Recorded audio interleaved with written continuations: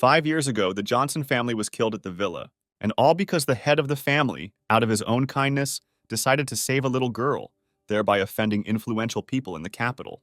And only one child wanted to fight back. But the boy accidentally survived, falling into a deep lake to the detriment of his enemy. Now, 5 years later, Michael Johnson has gained immense power, capable of instilling terror by summoning ghosts and spirits into the real world. He returned to shed blood and avenge his dead relatives. God returned to the world to take revenge, to kill. A girl walks through the heavily urbanized city of New York, full of cars and people. Then, for some reason, she is stopped by a guy unknown to her until that moment. The girl turns around and sees a guy who tells her that he sees her soul turning black and predicts a bloodbath today. He justifies this by saying that it would be better to shed a little blood and hurry to prevent the consequences. The heroine is very surprised by what was said, asking again as if trying to make sure that she had not misheard. She then calls the guy a dirty pervert, refuses to date him, and walks off into the sunset. The guy reflects on how he just made a kind comment and now he's being called a pervert, how quickly women have changed in New York. But in the end, this isn't Chicago. Then Michael remembers that he was born into a happy family, but his peers always bullied him for belonging to the Johnson family. But 5 years ago it all ended because his father decided to save a little girl. But this did not please one high-ranking person, and therefore a few days later during a banquet at the villa, the Johnson family was destroyed. Only Michael survived. All the family's acquaintances did nothing and just stood and watched such a tragedy. Michael was very angry at the killer of his family. He swore to kill him no matter what. However, the boy's attack was unsuccessful, and the rich man only laughed at his stupid attempt. Eventually, the mother miraculously managed to push the child into Newark Lake, where the master saved him and took him with him to Chicago, giving him the ability to summon ghosts and spirits. Now the master has given Michael the task of returning to New York, and he has vowed to take full revenge. After his memories, the boy feels that his body is not moving, and the oppressive atmosphere makes it harder to breathe. He then notices the spirit he suspects is responsible for these feelings and catches it. Passers-by on the street feel something strange, but cannot understand what exactly happened. Michael realizes that before he can carry out his revenge, he must first complete the task assigned to him. Apple is one of the 500 largest companies doing business in New York City. 3 days ago, the old man learned that within 100 days, something bad would happen to Sarah Walsh, after which she would most likely die. The old man told her that he had something with her grandmother. Maybe Sarah was his granddaughter. Michael Johnson is stopped by security guards at the entrance to Apple. He asks if they know a person named Sarah Walsh. The guards indignantly ask if he has an appointment with the aforementioned lady, to which he states that he has very important business and they need to meet in person. The security doesn't want to let him in and doesn't believe him, saying that Michael needs to leave immediately while he's still in one piece. The guy uses his strength and makes the guard fall to his knees in a fit of panic. The main character turns everything into a joke for those around him and goes about his business. He sits down in a comfortable pale yellow chair in the organization's lobby and orders the chief to be called to him. People start to panic. Something strange happens. Michael is confused. An armed detachment bursts in and surrounds young Johnson. The head of security approaches the guy and threatens him with the consequences of breaking into this office. Michael, in a rage, repeats everything he told the guards earlier. The head of security senses that something is wrong with the guy, and he is very strong. So he caves in and says that Sarah is not there today, but Michael can leave his contacts. The hero pretends to believe that his purpose is not in the workplace, and therefore resigns himself to his fate. But he immediately says that he has nothing to do anyway, so he can sit here all day, indifferently sending the squad to rest. The chief security officer is confused. He knows he will lose his job if he doesn't fire Michael, but he can't do anything about it. Then he changes his mind and orders his men to capture the young man who broke into Apple. Some hottie with good curves and heels appears and orders the security service to retreat. She attracts the attention of those around her and turns out to be a director named Jessica Nightingale, whose beauty can only be compared to President Sarah Walsh. The security officer tries to warn the headmistress of the danger, but she brushes his words aside like an annoying fly. Jessica introduces herself to the intruder and asks how she can help him. Michael looks at the director and some images from the past begin to pop into his head. He recalls that Jessica was his deskmate in elementary school and that they had a wonderful relationship until middle school. Johnson is once again thrown into the events of 5 years ago, seeing his return to the house, which has already been sealed after the incident. The entire city turned its back on his family, his father's company was attacked, and all of New York was in the power of one man. Despite the pressure from others, Jessica endured all the rumors and buried my parents on the mountain, putting up a tombstone. Michael didn't think they would ever meet again. Now he had to thank her somehow. Upon exiting his memories, the guy finds himself too close to the girl, which she delicately hints at. Jessica repeats her question, to which the guy replies that he has seen her somewhere. She becomes embarrassed and says that this is an old-fashioned way to start a conversation.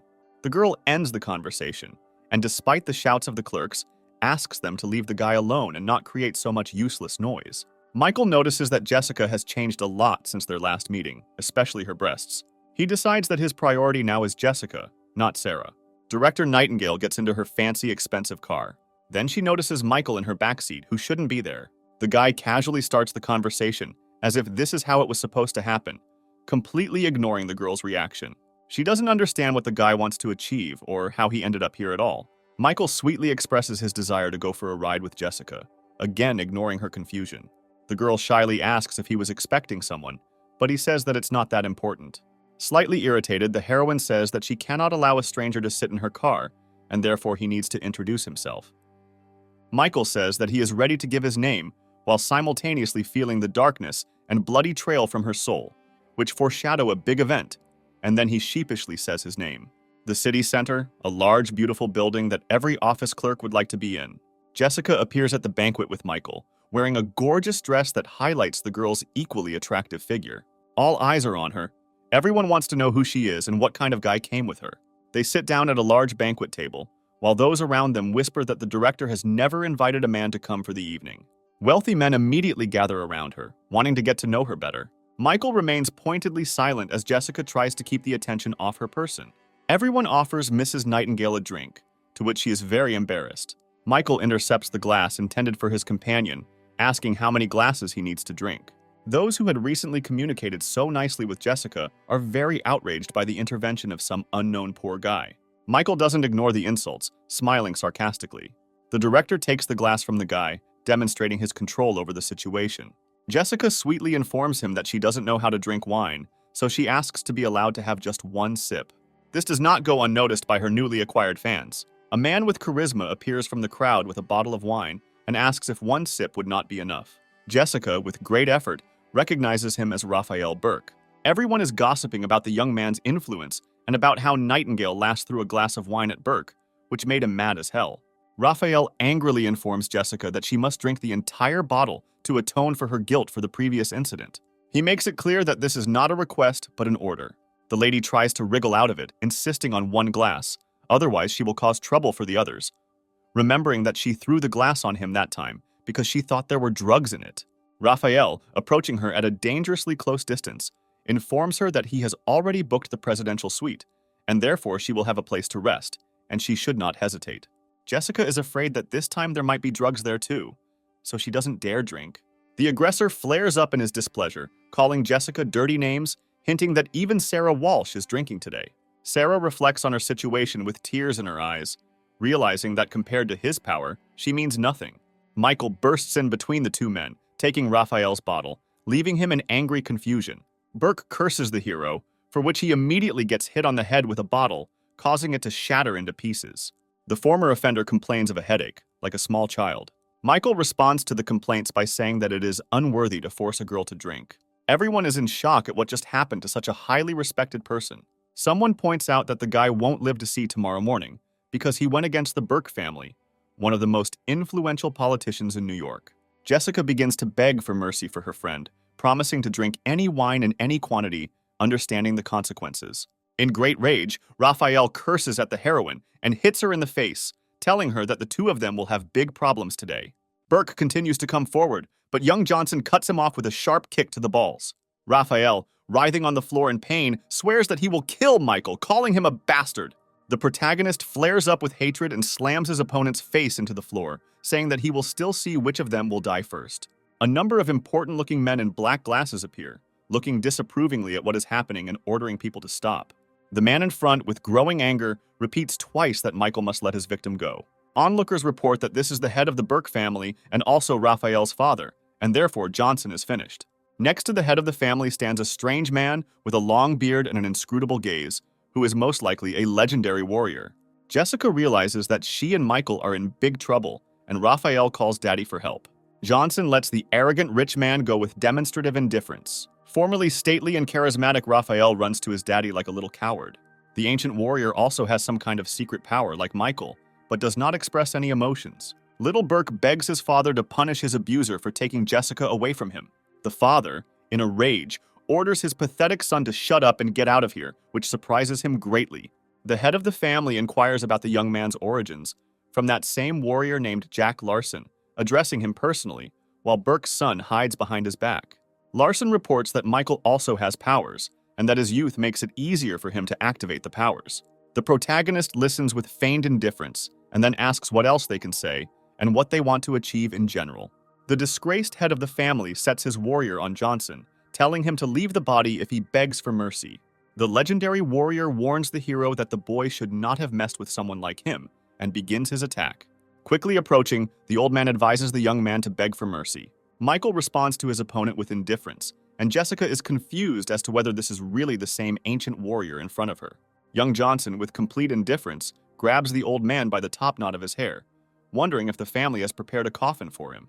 The old man experiences an indescribable range of emotions from the boy's impudence. Jack Larson's eyes flash blue as he lunges towards his opponent, intending to deliver a crushing blow. Michael dodges the attack without any problem, leaving the warrior confused by his lack of control. The protagonist, using his advantage, delivers a crushing blow straight to the legendary warrior's face. By the power of Michael Johnson, the ancient warrior is finally and irrevocably defeated and imprinted on the floor, and the protagonist complains about the dishonorable attack of the old man. Everyone around is shocked by what they just saw and is in a stupor from the shock they have experienced. Michael asks with absolute indifference who will be next. Father and son are shocked at how their legendary warrior was defeated with one blow. The old man asks how the main character could have such power. Michael sarcastically wonders who he is.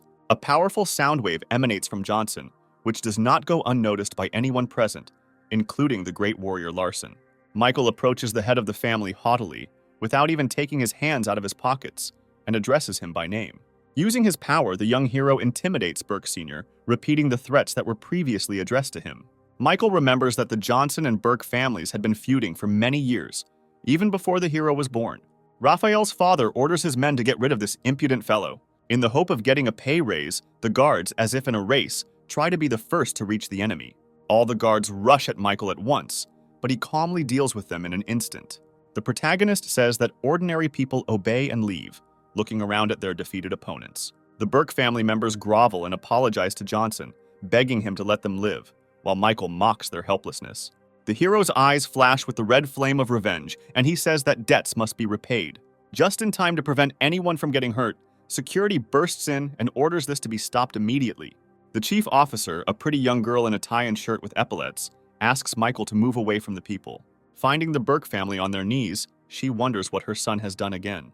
Encouraged by the arrival of security services, the father joyfully and with relief says that they are saved. She also, in great shock from what she saw, notices the defeated legendary warrior of the Burke family, who is dragging himself on his knees on the floor. Michael grabs the head of the family by the hair and says that he was just bravely defending a girl from a well-to-do family from the advances of this guy. The officer aims a gun at the protagonist, ordering him to let go of Burke's hair, or she will shoot. Meanwhile, Michael reflects indifferently on the fact that the captain turned out to be a woman. Young Johnson fails to comply, which results in him receiving a second warning, and the rest of the armed men aim their guns at him. Michael is going to deal with them too, once again connecting with his inner strength. At this point, Jessica grabs his hand, apologizes, and says that the guy is not okay. He has cramps in his arms and legs. The lady offers the guy to stay here, to which he rightly asks why he needs this. The main characters argue. Jessica says that she will leave Johnson if he does not stop, to which he is indignant. At the same time, the head of the Burke family is worried about the state of his hair. Miss Nightingale sits the guy down on the floor and tries to show the security captain that he's surrendering so they don't have to shoot. Michael is very upset that he was not allowed to deal with the security service, so he asks what to do next, and Jessica asks him to leave it to her. The director tells Johnson that he will have to go with the captain, fill out a statement that he defended himself, then everything will be fine. He replies that he will be able to leave without any problems anyway. It's late at night. The city is quiet and peaceful. The sky is clear. The stars are clearly visible. The police department.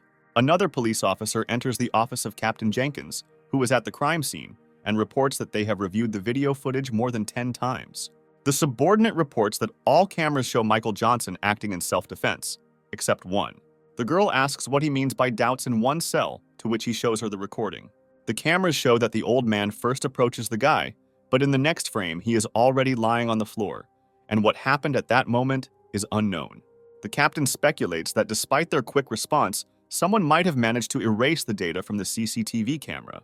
Despite the fact that he may have great strength hidden within him, there is no evidence against Johnson, and so it is recognized as self-defense, and he is released. A contented Jessica and an indifferent Michael leave the police station on a clear night, the girl glad that they got off easy. The young hero understands that if he leaves New York, the Burkes will get their dirty paws on her again. Michael decides that he needs to find time to deal with them. They walk through the city at night, chatting sweetly. The guy offers to walk her home. Jessica starts to get nervous. Johnson reports that he has just arrived in town and has not yet found a place to spend the night, and therefore he will probably have to spend the night on a bench in the park.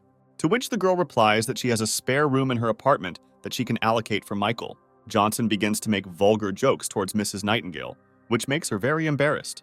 They continue their casual conversation, not noticing the car parked nearby. In this car is the already familiar to us Captain Jenkins, who is watching the couple, discussing Michael's strength, since all the bodyguards of the Burke family are former special forces. After some deliberation, she calls her brother and sends him the CCTV footage in the hopes that he will help sort things out. Mountains at cloud level. Here a lonely house with a couple of windows and a triangular orange roof is built. Captain Jenkins's brother, who has solid muscles, a scar on his face, and a bunch of weapons on his back, complains about his sister because she always asks him for help. He is outraged by the current situation because he is the captain of the Dragon Spirit Squad and not a movie policeman, but he still takes it upon himself to help his sister and attracts the laptop with his power. Brother Jenkins turns on the device and begins watching the video sent by his sister. Smiling sarcastically, he is outraged by the bodyguard's inability to resist such a child. They should be fired. It's a disgrace. The Dragon Spirit captain notices a shot of Michael dispatching opponents without even touching them, realizing that he has power. He says that this is mastery, this is the peak of possibilities, and Johnson is a real master of martial arts. Brother Jenkins calls her and says he would really like to know more about this guy in the video as soon as possible. There is a waxing crescent moon in the sky, there is light cloud cover, a panel house with a light on, and Jessica lives there. Mrs. Nightingale comes out of the bathroom and says that it is now free and Michael can go there. Standing under the hot water in the shower, doused with steam, he again begins to remember his past. After being saved from death, he thought it was a blessing, but an even more terrible nightmare began. On the very first day, without any explanation, the master threw him into a cage with a tiger that had been starving for 3 days. But in the end, Michael survived and defeated the tiger, but this was only the beginning of his trials. The master sent him to dangerous places, tempering his body and soul each time he faced hopeless situations, and each time he survived, so he feels alive only when he is constantly in anger and hatred. The last Johnson swears that he will find all those who were at that ill-fated banquet, and they will pay for everything in full. Meanwhile, Jessica slices a watermelon, musing about Michael having nothing to change into and remembering that she forgot to hide her underwear. She runs in a panic to pick up what she left behind, hoping that the guy hadn't seen anything yet.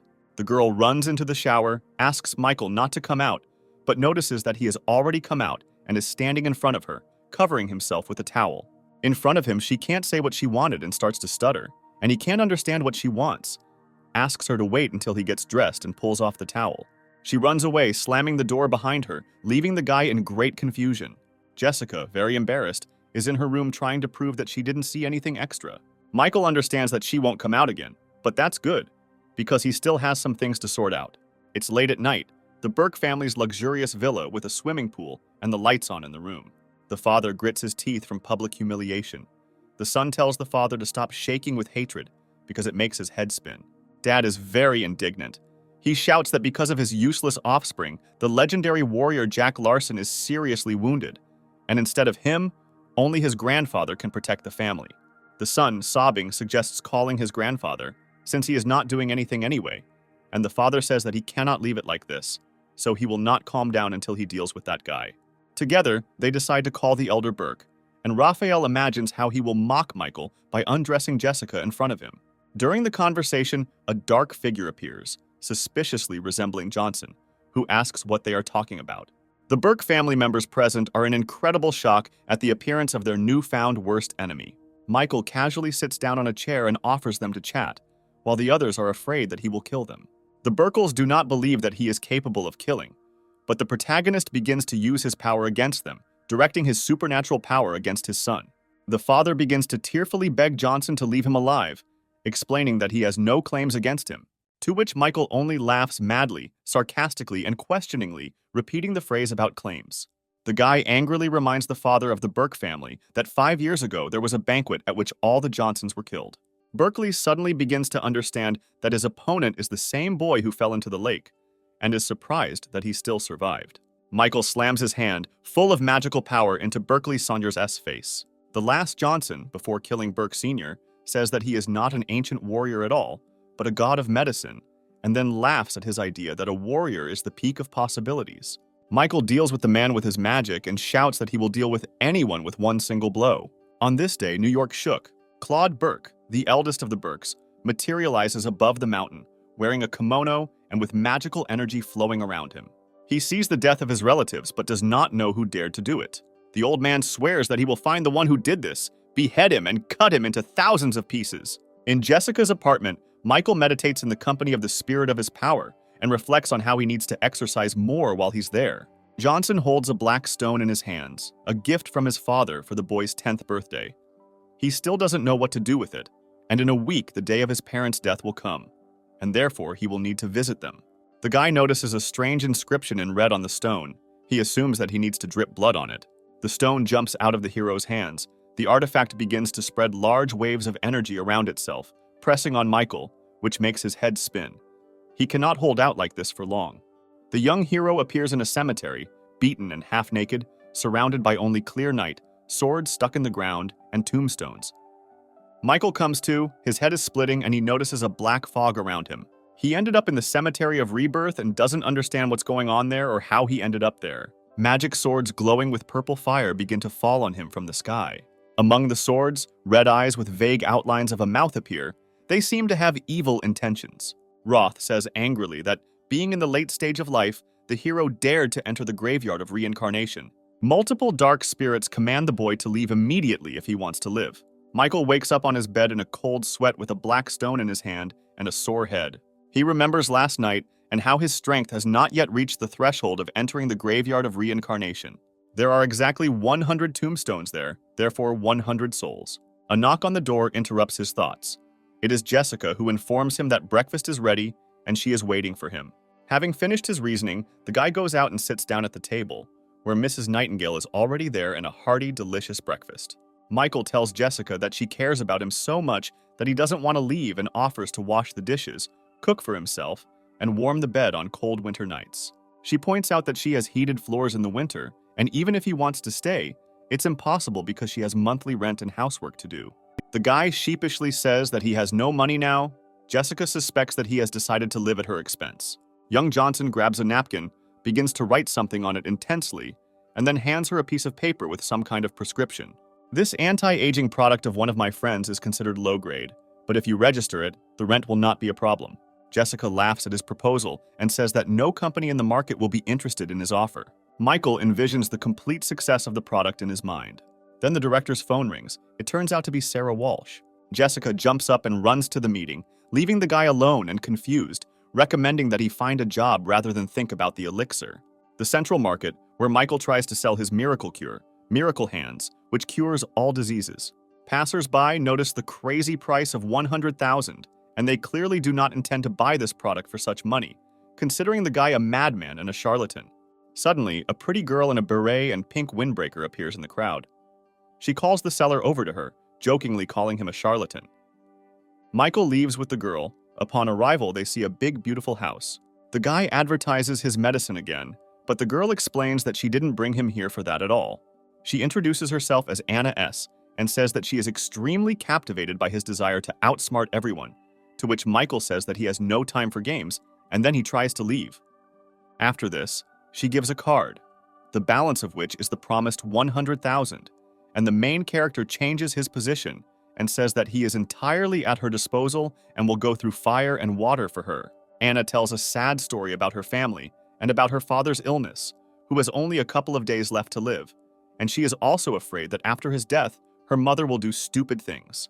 She asks Michael to take her father to the mountains for a pretend treatment so that his mother can more easily cope with his loss, and the guy notes that this miss is not very smart. Finding a benefit for himself, the hero promises to do everything in the best possible way. They enter the house and are greeted by the doctor, who remarks that now is not the best time to receive guests, as her father Robert Clark is ill. The boy and girl enter the chambers, discovering the sick appearance of the elder Clark. The girl tells her father that she is back again. Michael understands that things are really bad. He sees that this man will soon pass away to another world, since his chest is already filled with dead air. And when it reaches his head, nothing will help him. The daughter also sees her father's condition and tells Michael that they have been treating him for a long time, but not a single doctor could help him. And the last one said that her father has 1 day left to live. She asks the guy to help hide this fact from her mother at any cost. Then the mother comes into the room and asks if it is true that the father has only 1 day to live, as the doctor told her. Some guy points out that there is no point in hiding this information from his mother. He introduces himself as Percy Clark, Anna's brother, and says that he has already arranged the funeral, which will take place in a picturesque place. The daughter complains about her brother's indifference and callousness, with which he says this in front of her mother, but he says that his father has suffered enough, and when Percy himself becomes the head of the family, he will not offend anyone.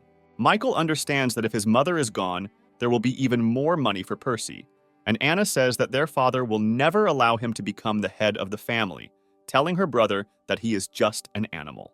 Percy curses his sister, threatens her cruelly, and hits her. Michael defends the girl by attacking her brother, saying that their father is not dead yet, and that he has already planned everything.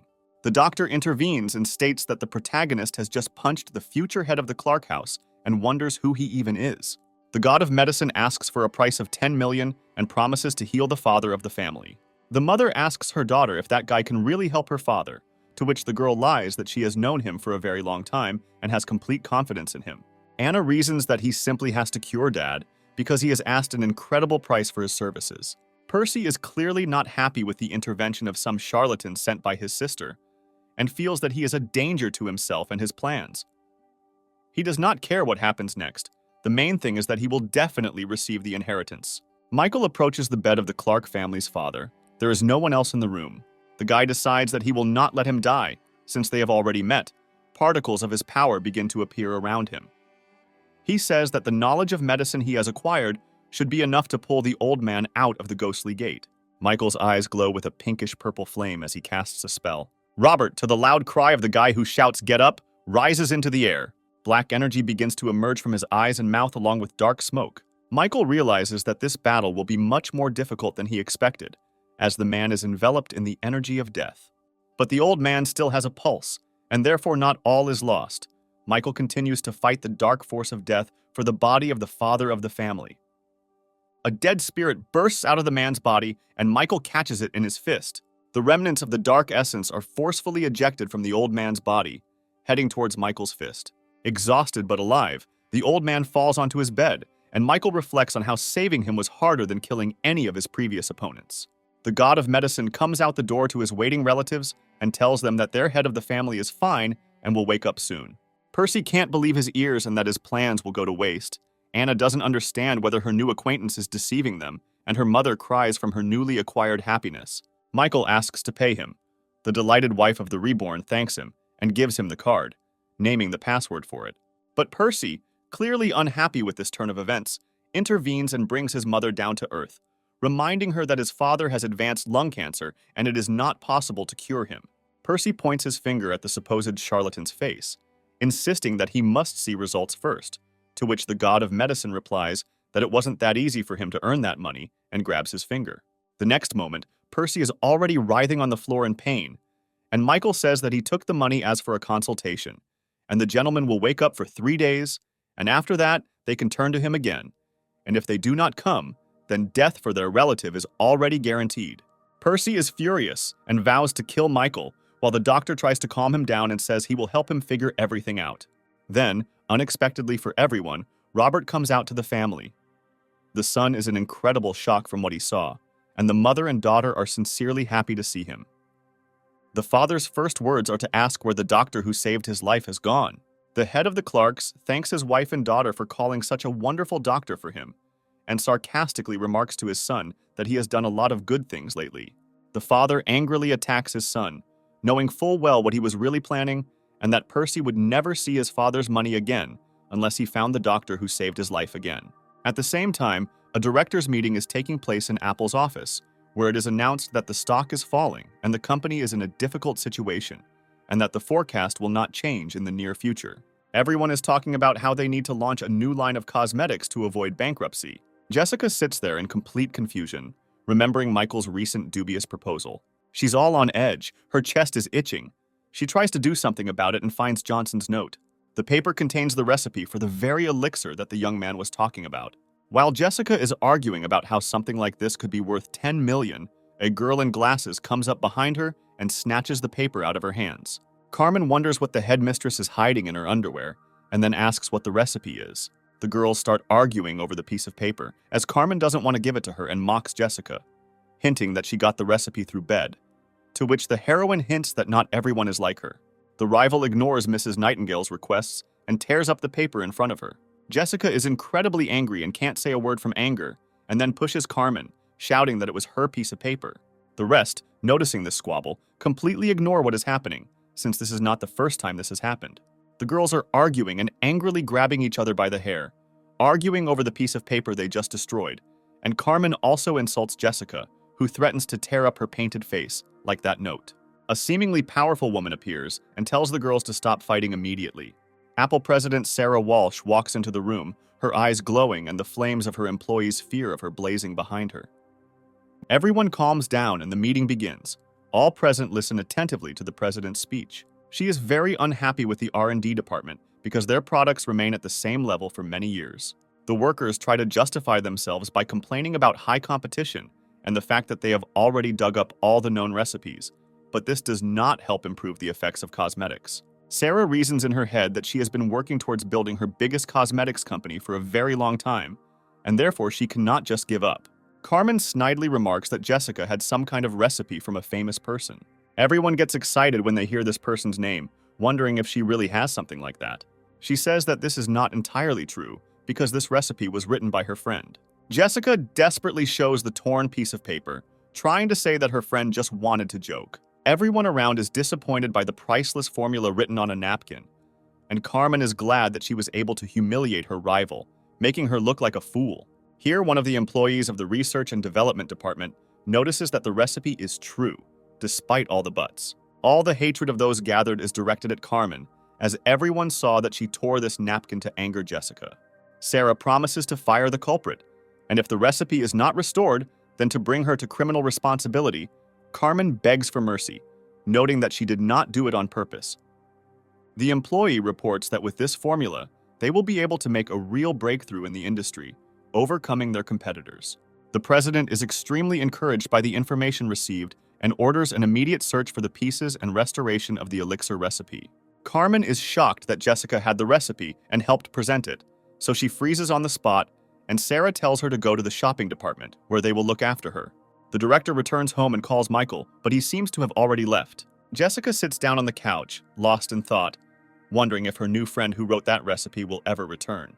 Michael amazes the girl's imagination with his actions, because in fact he is a stranger who spent the night with her and wrote the correct recipe. She even begins to think that he is the hidden ruler of the world. Someone's hand falls on her head. She starts screaming in horror, breaking out in a cold sweat. And behind her is the guy the heroine had been thinking about just recently, who asks why she called him and how she is doing. Jessica asks when he managed to return. The guy says that he just did, when he heard her call. They talk. The girl is incredibly embarrassed. She asks to write the recipe for the elixir for her again, since the previous formula was spoiled. Michael says that the recipe is not so good yet. It is just a note. The guy offers to write another recipe. The guy is getting ready to go to bed, so he says that Jessica should go to bed early too, but she tries to continue the conversation by grabbing his hand. Michael jokes that he is ready to listen to her if she asks him like a man, to which the girl says that she can still call the police. Jessica changes the subject to his search for Sarah Walsh and says that she wants to see him herself. The guy with a disgruntled face repeats the name of Sarah Walsh and says that he will not go to her. He can't. He is busy. The girl tries to remind him that he went through a lot to get to her, and now he is resisting. He sarcastically remarks that yesterday his love was ignored, so today it is his turn to be untouchable. Michael insists that Mrs. Walsh call him herself tomorrow, as he is not in the mood to go to her, after which he ends the conversation and goes to bed. Then Jessica's phone rings, and it turns out to be her boss, who is interested in what she was able to achieve from Michael. Sarah says she'll think about contacting him herself, but for now, let the director keep an eye on the guy. The president, hanging up the phone, talks about what an unusual young man he met, who first makes a scene in the office and then doesn't dare come. The next morning, Michael walks into the Temple of Humanity, contemplating the odd appearance for a pharmacy. Michael notices a long line at the drugstore, so he decides he needs to take a look around first, in what is the largest drugstore he has ever seen. Michael stops in front of a huge painting that he really likes, even though he knows it's just a fake. Michael notices that someone behind him is asking where this beetle came from, turns around and sees in front of him Lily and Jacob Sanders, who are grandfather and granddaughter. The girl is indignant that the guy called their family's treasure a fake, noting that it cannot be won since it was bought in the capital. Jacob delicately points out that several collectors have noticed the authenticity of the image, to which Johnson replies that this only proves their and the collector's ignorance. He notices the flaw, but dismissively says that the copy is very good, and therefore they can continue to deceive people, and then sadly remarks that he expected to find something worthwhile here. The granddaughter begins to glow with magical turquoise energy, and the grandfather tries to stop her, reminding her that this is an ordinary person. She can't let this bastard get so cocky and prepares a magical strike, swinging her leg at him. Grandfather shouts that ancient martial arts cannot be used against mere mortals. Michael easily grabs the girl by the leg, which she wanted to deliver a magical blow with, dismissively asking if this is really all she can do. Lily is shocked in her head that the guy defended himself so easily from her move, which she uses to easily knock out 2 sandbags. The protagonist asks if she has calmed down and begins to tickle her recently grabbed leg. The tickling causes the girl to lose concentration and fall to the floor, leaving her grandfather shocked by what is happening. Michael jokes and laughs at the girl's abilities, but says that a couple more years of training could have fixed everything. Lilia Sanders screams in rage at her offender, who remains completely indifferent. The adult notes that he handled her reception without any problems, and therefore it is only by his mercy that she is still healthy, and she complains that he simply pissed her off. Otherwise, she would have easily won. Michael hints that he may repeat it at full strength by showing her terrifying visage behind him. The girl wants to run away. The grandfather apologizes for her behavior and also orders his granddaughter to apologize. After this, the old man asks Michael to tell him more about this painting, since he is already too old for such riddles. Michael uses his superpower to show the old man why he said the painting was a fake, and also tells him that sometimes it is very difficult to tell a fake from an original, and the author of this work tried very hard, and not for a small amount of money. After the story, the hero receives the medicine from the hands of Lilia Sanders herself, the granddaughter of the head doctor. Michael touches the girl, to which she flares up again and declares that today is simply not her day, and in general her grandfather interfered with her. Jacob puts the girl in her place, saying that even her master could not learn the powers that the boy standing in front of them possesses. Michael orders more medication. They say they will do it for free for the inconvenience, but the guy insists on paying. Johnson says he has enough money to pay, and the girl makes faces at him in order to somehow offend him. Jacob tries to explain to his granddaughter that this warrior is from a famous family, and if it is really him, then the city will be unsettled in the near future. Michael walks through the city and remembers his plan for revenge, and that it is time to prepare for it. But first he realizes he needs to deal with the annoying fly, meaning the suspicious guy behind him. Meanwhile, in the pharmacy, the argument about who it was that was there just now continues. The girl doesn't believe that he's special, and the grandfather says that he's actually stronger than her master. Rumor has it that he can destroy entire armies with his bare hands. All weapons are powerless against him, and people are just ants to him. The girl says that he is too young, but the grandfather continues that he is not even a master, but something more powerful. You wouldn't give him more than 20, and he already has so many opponents, so we should not become one of them. The Clark family's messenger is pleased to have so quickly located the one he was ordered to find. Michael turned into an alley. The guy thinks that he was noticed, but it turns out that his target has disappeared completely. The guy is still confused, but Johnson is already diving down on him with his magical powers. The servant ends up under Michael. The young hero tells the servant not to force him to kill. The pursuer asks for mercy, promising to tell everything he knows. The guy turns out to be a private detective and tells everything about himself, his family, profession, hobbies, complains about his living conditions, says that he took out a loan. Michael explodes and screams that he needs the customer's name, not all that nonsense he just heard. The detective reveals that the father of the Clark family is looking for him everywhere and has offered a reward of $1 million for his capture. Michael remembers the old man who was not fully cured, and the detective simultaneously offers a lucrative offer, asking him to go with him to the customer. The hero leaves indifferently, recommending that the guy not do such things again if he wants to live. The character returns to the house and notices a very beautifully dressed Jessica there, who is getting ready to go somewhere. She tells Michael that they are going shopping together to buy him some new clothes and a phone to keep in touch. He tells her that she shouldn't spend so much money on him, and Jessica tells him not to worry about it, taking his arm and heading to the store. Michael stands in his new dress suit. It suits him very well, perfectly complementing his appearance. Jessica notes with embarrassment that he looks very attractive in this suit. She winks and says that he isn't even ashamed to pick up female students in this state, and also asks if he has anyone, and talks about her friend's older sister as a real beauty, to which the hero sharply replies that he doesn't have and never will have a girlfriend. The girl suspects that Michael has never fallen in love and is actually a virgin, but he remembers in his head that he clearly had no time for that.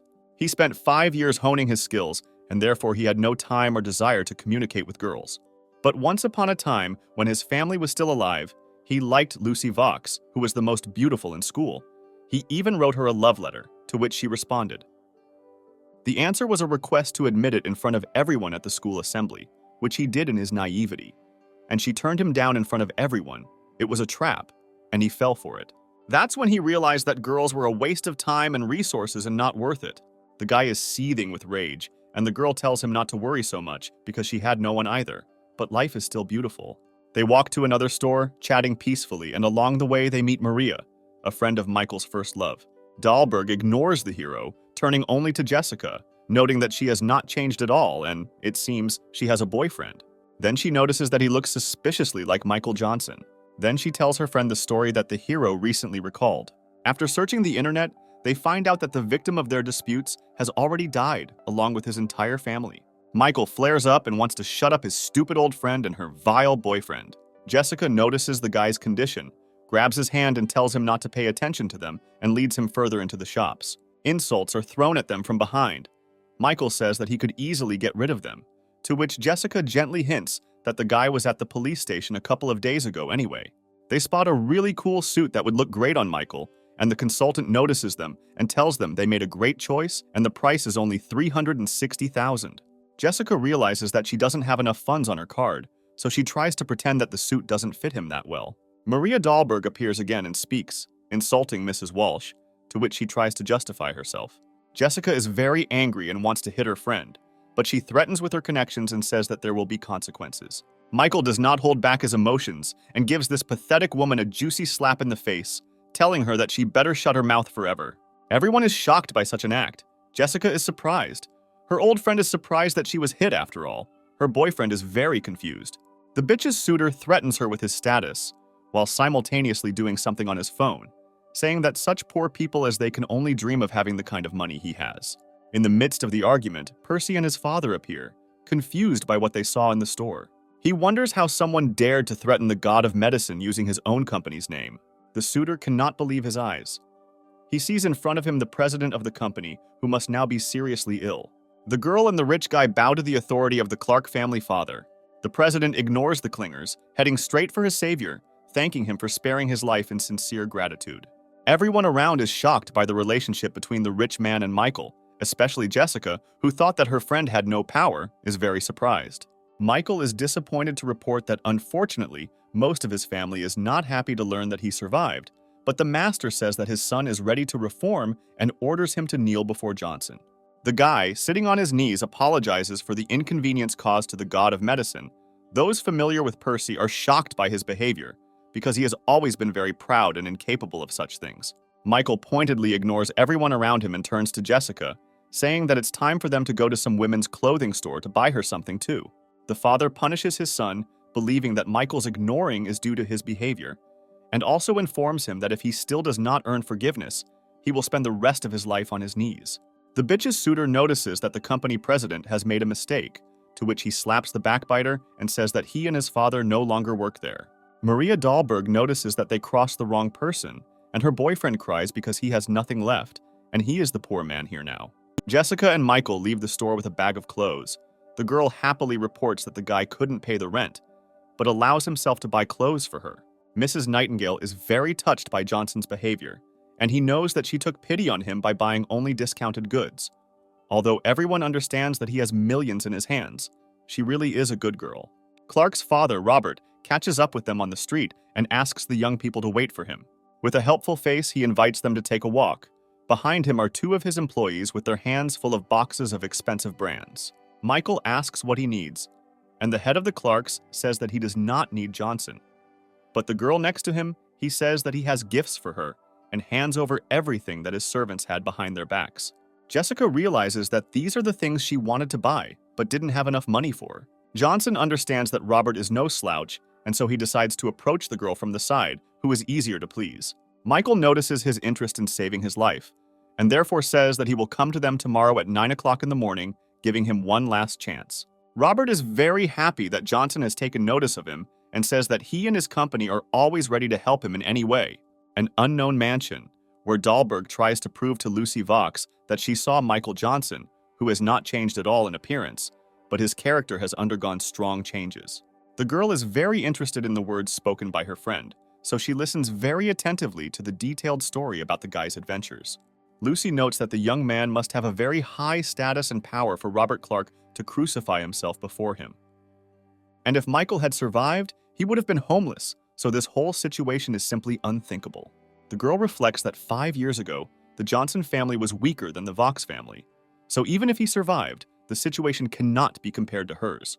The couple gets to Jessica's house. She is very interested in how Johnson knows Robert Clark, because she could only dream of buying such expensive things. Interrupting her enthusiastic thoughts, the girl remembers about work and wonders if Michael will meet with the president of her company.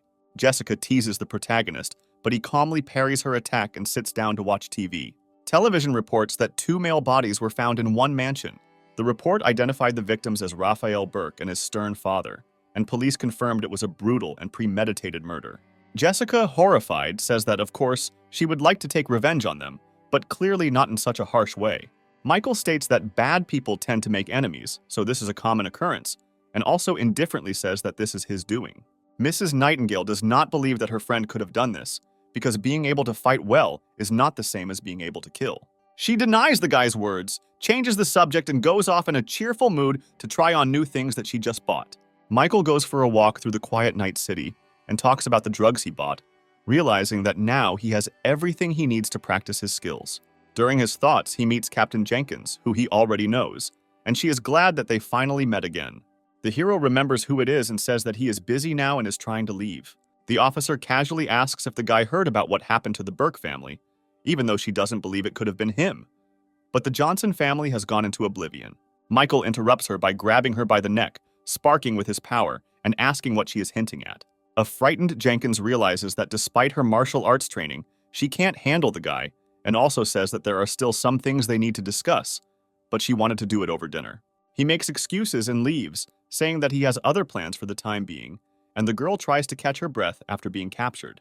She talks about how the guy has achieved perfection in ancient martial arts, but even in 5 years it is impossible to achieve such a result. What happened to him during this time? Michael is standing in the kitchen of Jessica's apartment, chopping ingredients for something. He plans to use Nightingale's microwave while she sleeps to practice alchemy. Something goes wrong, and the guy realizes that the ingredients the doctor gave him have already gone bad. But at the same time, he still manages to create at least 5 red spheres, although he should have gotten much more, but this should be enough. In the morning, Jessica wakes up from some noise and goes out into the living room sleepily, yawning loudly. In the hallway, she finds Michael, who is intensely getting ready to go somewhere. He says that he is going for an examination, and if necessary, he will gladly take her call.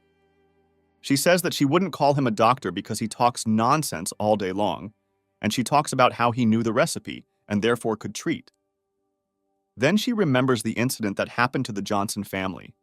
She doesn't understand why such a good family could be in trouble. Each member of it was extremely kind. Anna is standing somewhere in the middle of the city and seems to be actively waiting for someone. Some guys are thinking about who such a beauty can wait for, a girlfriend or a boyfriend. One of them says that a rich girl can't wait for a boyfriend. People like her only drive around in an expensive car with a security guard. The second agrees that this makes sense.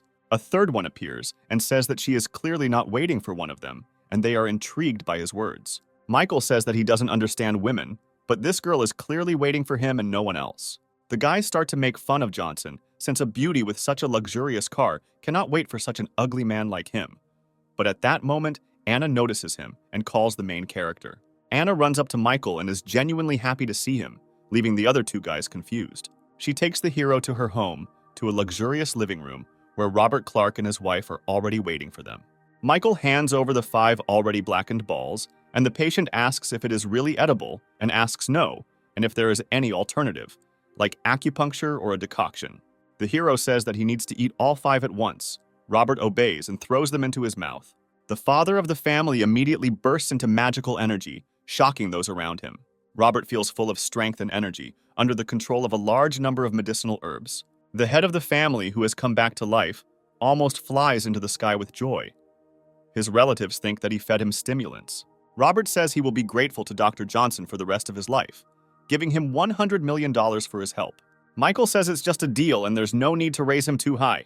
The restless father of the family reports that he has a vacant property and hands over a key card for Michael to use, and also hopes that the doctor will find time to have dinner together. Michael thinks that he can store his medicines in the empty apartment, and Clark himself can be useful to him because he understands business, and therefore he can help with the company taken from the Johnsons. The hero happily accepts the key card and makes an appointment to meet for dinner the following evening, and Robert agrees. The young god of medicine says goodbye and silently leaves the Clark's house to go about his business. Michael stands next to a huge pile of medicines that the eldest of the family of doctors has prepared for him. The recipient is satisfied with the quality of resources for his work and thinks that these doctors successfully maintain the bar. The seller sets the price at $5 million because he remembers that Johnson will not accept the goods for free, but Michael understands that the price of the goods is at least twice as much. The main character wonders where his granddaughter went, and having received the answer that she went to the mountains with the master, Michael gives the old man an incomprehensible piece of paper for his granddaughter and tells her to pass it on to the master if she doesn't understand what it means. Michael asks where he can buy alchemical supplies in New York, and the old man wonders how this young gentleman even knows about alchemy. The apothecary notes that alchemists have been gone for thousands of years. There are only a few pills left on the market, but they are priceless. It used to be that a family with an alchemist could become one of the leading families in just 3 years. The old man is shocked by Johnson's capabilities, but he jokes that he doesn't understand anything about alchemy. He just likes the new look of alchemical furnaces. Having received the answer that the stove can be obtained at auction in 5 days, Michael asks to contact him and leaves. Then Lilia Sanders suddenly returns with her master and shouts to her grandfather that they are back. First, the grandfather asks if his granddaughter behaved well, and then tells him that Michael Johnson was here again, and last time she offended him, and this time she ran away. The girl insists that his master is cooler, and the teacher himself tells the girl not to say stupid things, because her grandfather does not say meaningless speeches. Jacob says that Johnson left something for her and hands over a piece of paper. The granddaughter, of course, cannot understand what is written there. She throws the paper away, saying that everything is written in terrible handwriting. The note ends up with the master, and he asks if her grandfather mixed something up and if it is really for Lilia. The master determines that this note is from a real professional and very nervously asks Jacob to meet this young man. The teacher says that when he was young, he trained and his strength was of astronomical proportions. After a long time, he noticed that something had even touched his internal organs. The girl says this explains the discomfort she feels after training. The master reassures the girl that there is nothing to worry about because he is watching her to make sure nothing happens. He says that if he continues to train himself, he will die. But Johnson wrote on this piece of paper a salvation that will help him become even stronger. The girl thinks that even if the master calls this guy a noble man, she does not understand who he must really be. Michael stands near the huge villa and realizes that this is exactly what Robert Clark has prepared for him, and not some luxury room that he was counting on. The guy didn't think that it would be so big. He is simply delighted with the apartment provided to him and praises the furniture and remarks that he likes Robert more and more. The guy thinks that it's a bit lonely here for one person, so he's going to invite Jessica here too. At the same time, Jessica calls Johnson to say that she needs to go home to her parents for a while, so they will not meet in the evening, and Michael is a little worried about her. The hero reflects on how his house used to be smaller, but it always had a harmonious and lively atmosphere. Michael remembers that tomorrow is the anniversary of his parents' death. He promises to avenge them. He has already managed to get out of the pool, which means revenge is just around the corner. Michael hears the doorbell ring and goes out to take the large quantity of medications he has been given, noting that he will have no problem fitting all of his purchases into this building. The elder Sanders personally calls him over, along with his granddaughter and the master, saying that they are ready to help him at any moment if anything else is needed. Here, Michael turns his attention to the ancient warrior who came with them, and he greets him and bows slightly. Michael politely invites them to his new mansion, wondering who this great warrior is. He falls to his knees and introduces himself as Jason Reynolds and thanks him for saving his life. Lilia is shocked that her master fell on his face in front of the guy. The master calls him a benefactor and a great master, to which Johnson asks why they call him that and scratches the back of his head. Reynolds is very surprised, thinking that he is even stronger than the great master, since this is basic knowledge that everyone has. Michael pretends that he is a newbie and does not understand the martial arts rank classification that is used here. The master is glad that he can teach such a warrior something and enthusiastically tells that there are 4 levels: external strength, internal strength, master of semi-transformation, and master of transformation. Jason tells Michael that he is at the highest level and belongs to the class of transformation masters and is looked up to by countless martial artists. The idea pops into the protagonist's head that his strength is an order of magnitude higher than the classifications accepted in New York, which goes without saying. Remembering the correct classification, Michael understands that he is approximately on the same level with the strongest current masters in America, although he is still very far from the true top. Johnson believes that he has underestimated the masters and therefore asks Reynolds how many of them there are in total and speculates on whether there might be someone stronger than him nearby. Jason states that he doesn't know the exact number, but he knows that most of them are somehow connected to the Hodges family, and also says that despite the current era of technology and progress, those who truly control their rights know about martial arts. Jacob says there are 4 main families in New York, and the 4th one is the Burke family. It's a pity they were recently killed, but their old man is a master who secretly practiced the arts. Michael recalls that just before his death, Raphael's father threatened to kill the eldest in the family, calling him a strong master. Among the other families, Lucy Vox made the most impression. If it weren't for her humiliation, he wouldn't have been branded a worthless person. He tells himself that he will soon deal with her, showing who is really the worthless one here. Reynolds senses a strong aura of hatred surrounding Johnson from the outside and wonders how much blood Michael has on his hands at his age.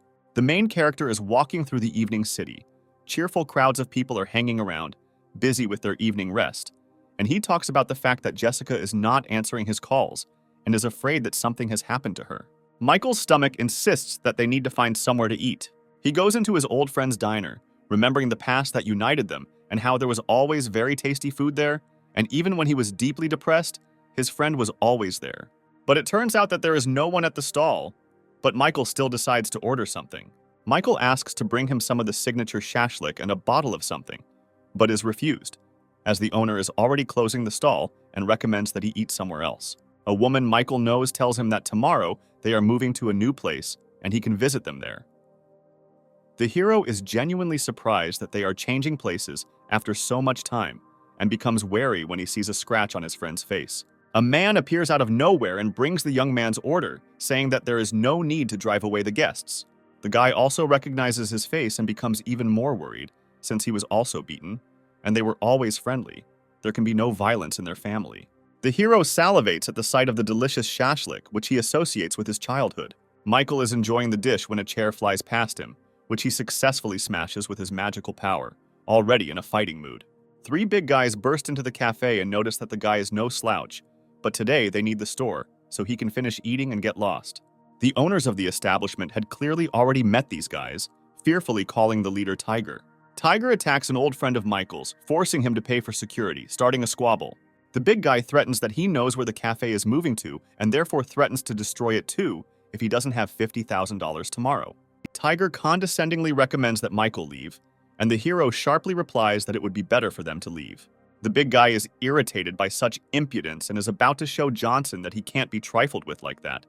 But Michael knocks the wind out of him with one punch. The owners of the establishment are shocked that this guy knocked out the creator of their problem so quickly that they didn't even have time to see, and Michael asks if everything is okay with them. The tiger comes to his senses and with a wild cry, pounces on the young defender of small business in a sharp counterattack. Michael counters the attack with a sharp uppercut that sends his opponent's head crashing into the ceiling, ending up on the next floor. Tiger's henchmen are shocked by what they saw and don't know what to do now, looking at their boss, who is stuck in the ceiling. The protagonist, spraying his aura everywhere, clearly explains to the extortionists that he promises to give them a good reception if they show up here again.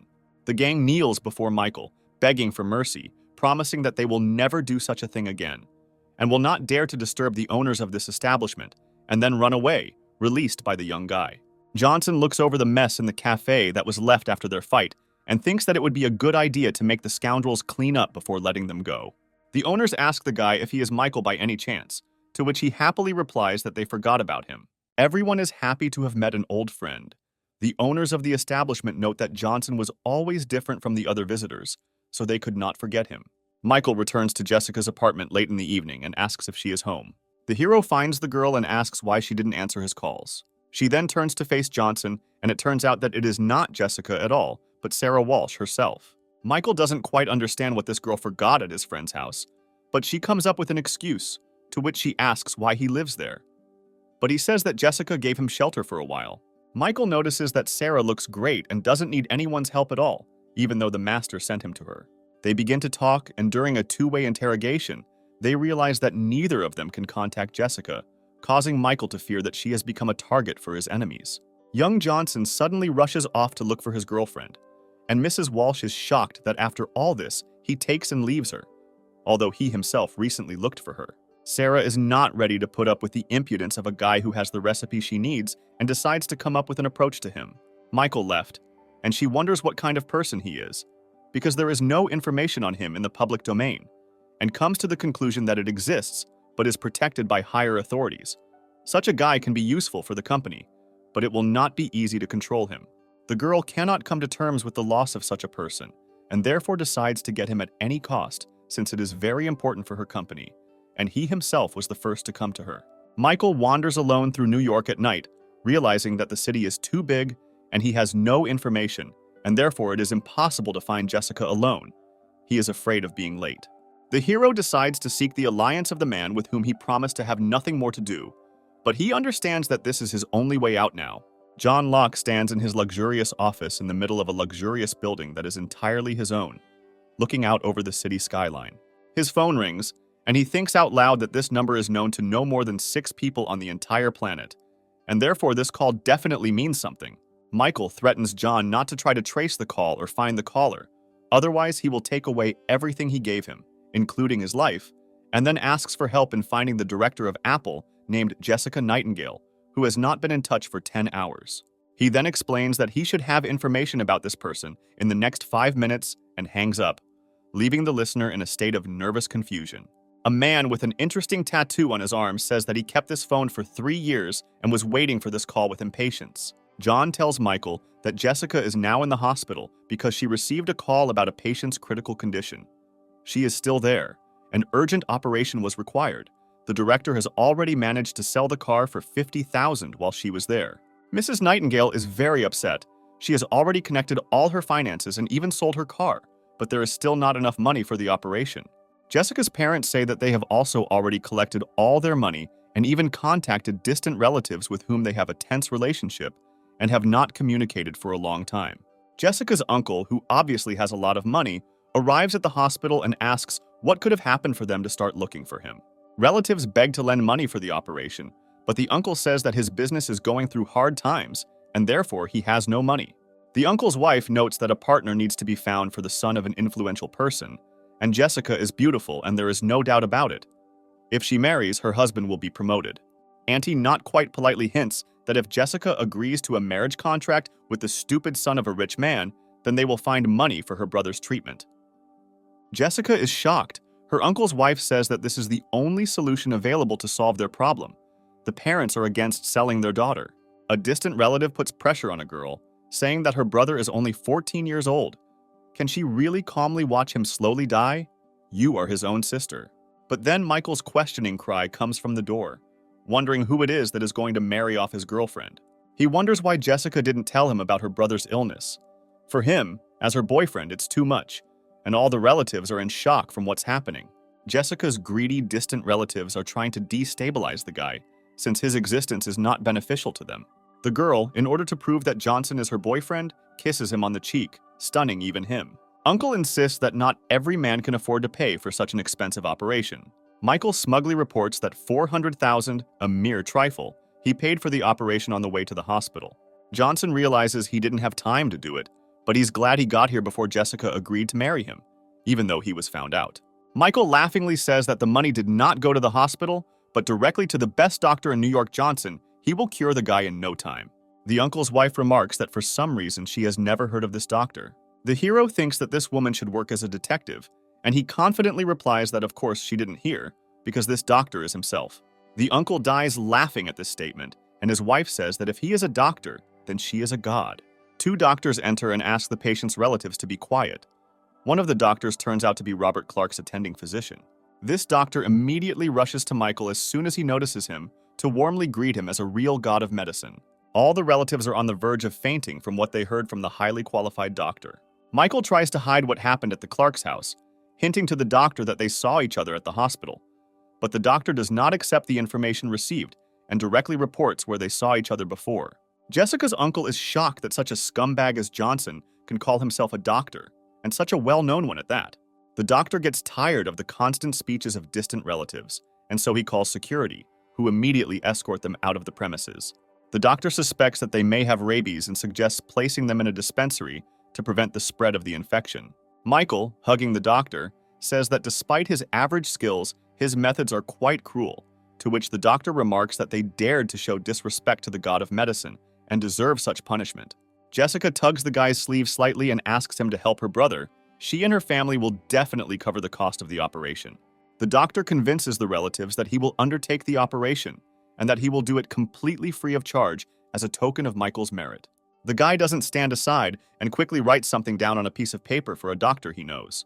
The doctor reads the note and sees that it describes an ancient technique for inserting needles that will greatly improve his work. Michael also takes out his card and wants to pay despite the doctor's previous words, but he strenuously refuses, saying that he will figure everything out himself. The relatives themselves are on the verge of ending up on the operating table due to the overwhelming surprise they are experiencing from everything that has happened before their eyes in the last 5 minutes. The parents are very surprised that their daughter has a boyfriend, and one who is capable of such actions. As she leaves the hospital, Jessica's parents send her home to rest, saying that they will be able to look after their son themselves from now on.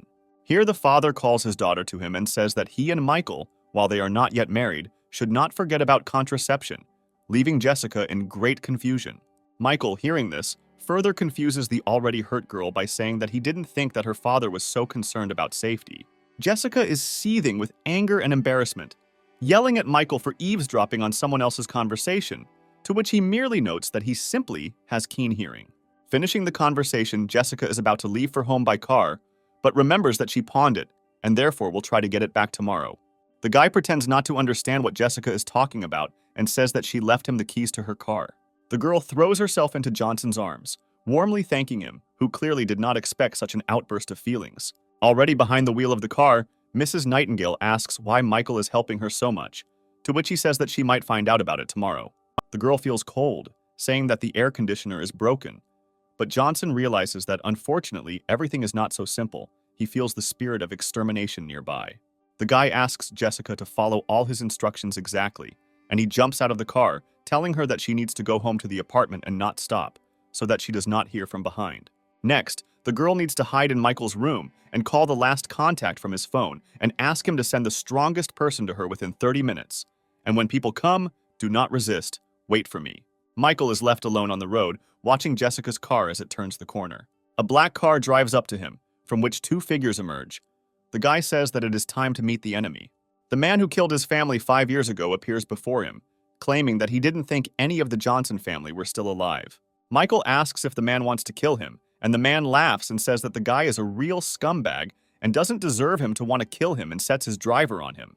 The villain lunges at Johnson, who stands in the same unchanging pose, ignoring the threat. The hero delivers his signature blow, throwing his defeated opponent away, calling him a weakling. The main villain says that it was useless to give such a weakling a chance. The man is amazed at the perfection that Michael has achieved in 5 years. Today, Liam Sparks himself will let him die. The hero meaningfully remarks that his opponent is talking too much nonsense. The tall man begins his speech by revealing that he was the one who killed the entire Johnson family 5 years ago. Liam offers Michael to become his loyal dog instead of the guy the last Johnson just killed. The protagonist reports that Sparks is taking on too much, relying on his amateurish kung fu. The young hero wonders if his opponent has noticed that his main weakness is illusion, and multiple images of dark spirits appear behind him. Michael blazes with the quintessence of all his power and strength, and warns that he will not allow the killer of his family to die so easily, just like his subordinate.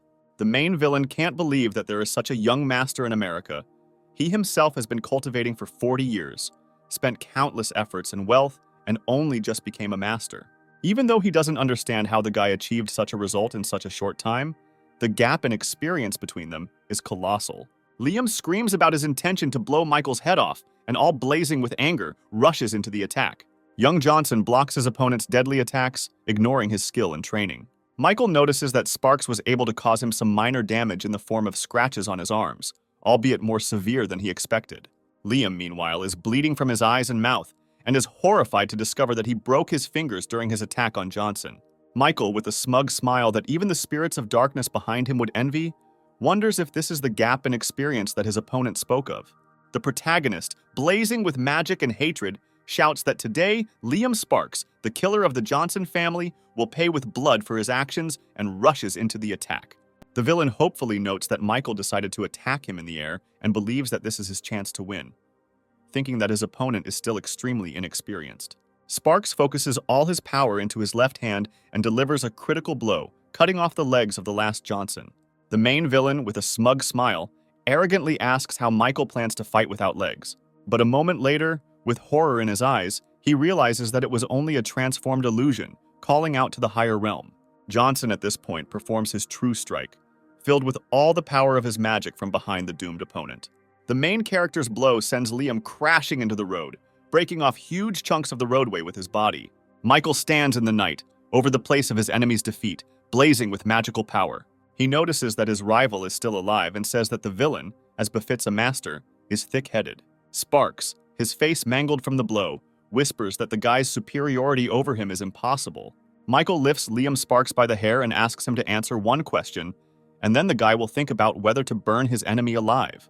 He wonders who told Sparks about Johnson's existence, and how many others know about it. The enemy wonders if he will really be released if he tells everything. In a very vicious manner, Michael shows that his opponent is in no position to negotiate terms with him, and slams his head into the pavement. Sparks says that he saw photos of the hero on the internet, and because he does not like to be in danger, he ordered his people to find and follow him, and arrived to deal with him. The Dragon Lord said that no one from the Johnson family should survive in the end. Michael slams his boot into Sparks' back and demands to know the Dragon Lord's real name. Liam reports that he has not had direct contact with the Dragon Lord, as he is not worthy of even knowing his name. Johnson wonders why the Dragon Lord decided to attack his family, and whether his father really insulted him. The Dragon Lord only spoke of him searching for something, and eventually his search led him to the Johnson family, and Michael remembers the stone the old man gave him. If the Johnson family has anything worth having, it's the graveyard of reincarnation. They hear some kind of hum. Then the bastard says that his people have already reached Michael's girlfriend, so he can spend his time on murder, but then it is not a fact that Jessica will survive. The hero once again presses the enemy's head into the asphalt, reminding him that it is not Sparks who sets the conditions here. Meanwhile, Jessica gets to her house but feels like someone is following her. She realizes that she needs to get home quickly. Running inside, she remembers that she needs to hide in Johnson's room and call the last number she dialed earlier. Locke listens to Jessica's instructions on the phone about calling the strongest person to her as soon as possible. The girl, screaming, asks to be faster, since someone has already broken down the door. There is a bunch of unknown, aggressive people standing near Jessica's door, listening to the instructions of the main one. While Jessica is calling Locke, the enemies are making their way up the stairs towards her. The man quickly ends the conversation. The girl does not understand why he hung up like that, and thinks that she called the police. John is furious, not understanding what kind of bastard wants to harm his master. He orders 2 of his best men to go to Jessica immediately to protect her, and if anything happens to her, they will be personally responsible to him, and also asks to prepare a helicopter. He flies to New York today. His men inform him that there is an important meeting tomorrow, and he can't cancel it like that, to which Locke snaps that everyone gathered should be told that he won't be coming. Meanwhile, Liam's men break into Jessica's apartment and actively search for her. Jessica panics that they are so close and notices that something is wrong with the door to Johnson's room. It seems to be glowing. One of the thugs says that he will kill the girl quickly if she comes to them herself, but the second says not to listen to the first and shouts that he will slowly torture her. The chief informs them that they must do without murder today, as there has been no contact with Mr. Sparks for some time, and the plan may have changed.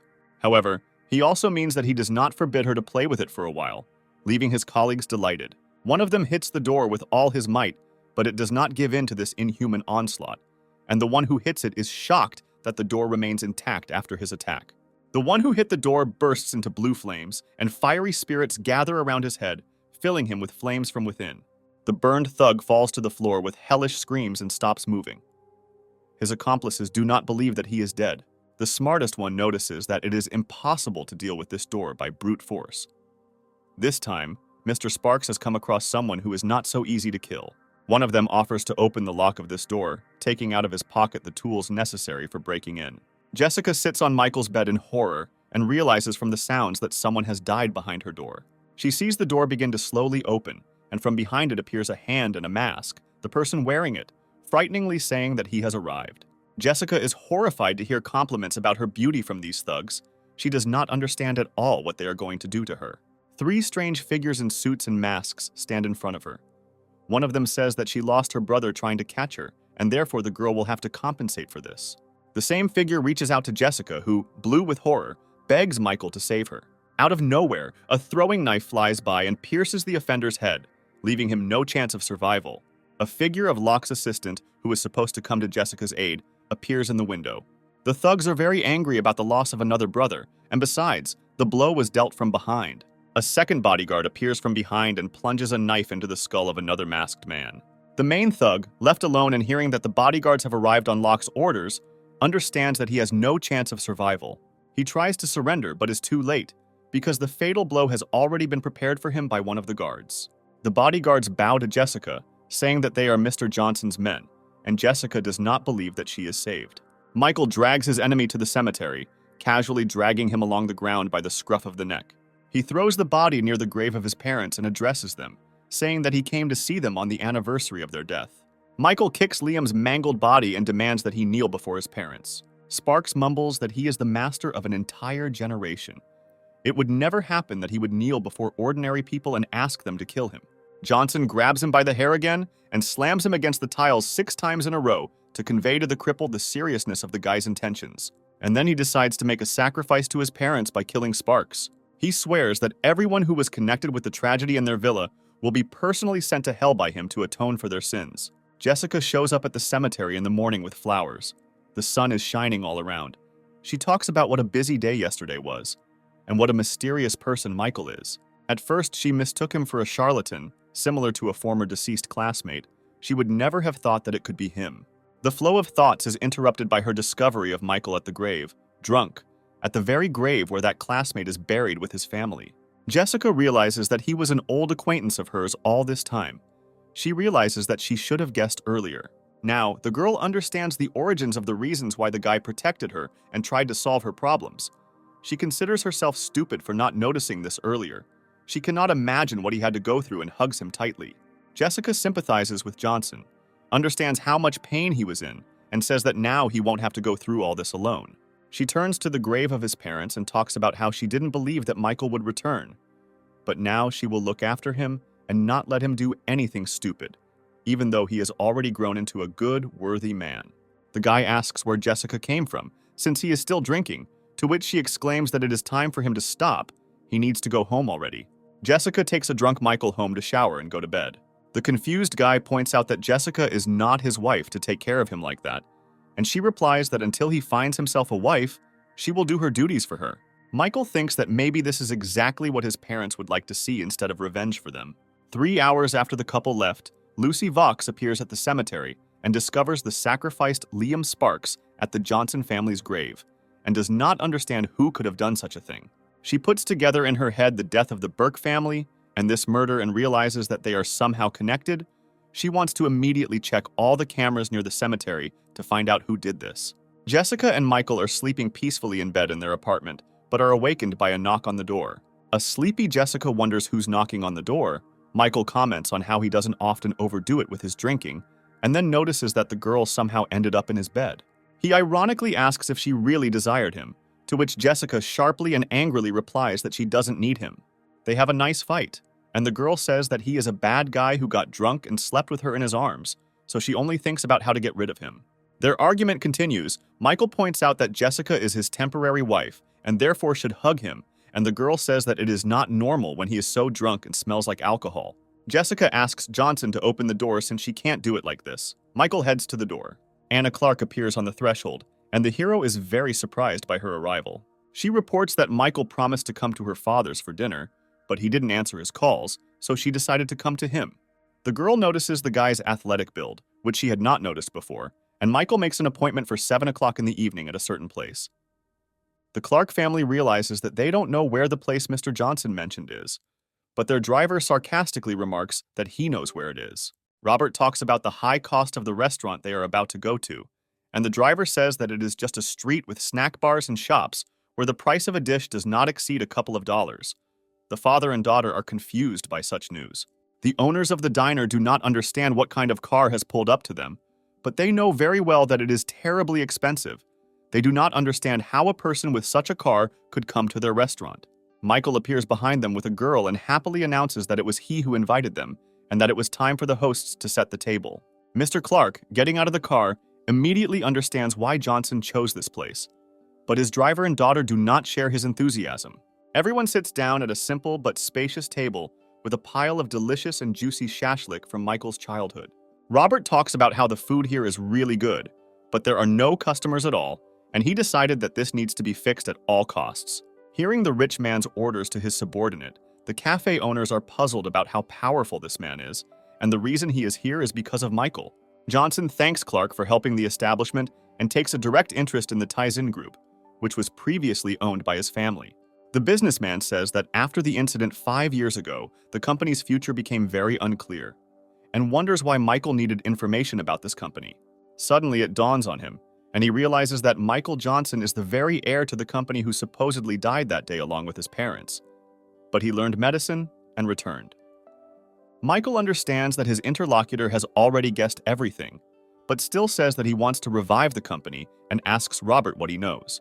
Then Clark reveals that the majority share now belongs to Dick Lawrence. Michael knows he will never forget that name because it was his parents' friend, the uncle he always trusted.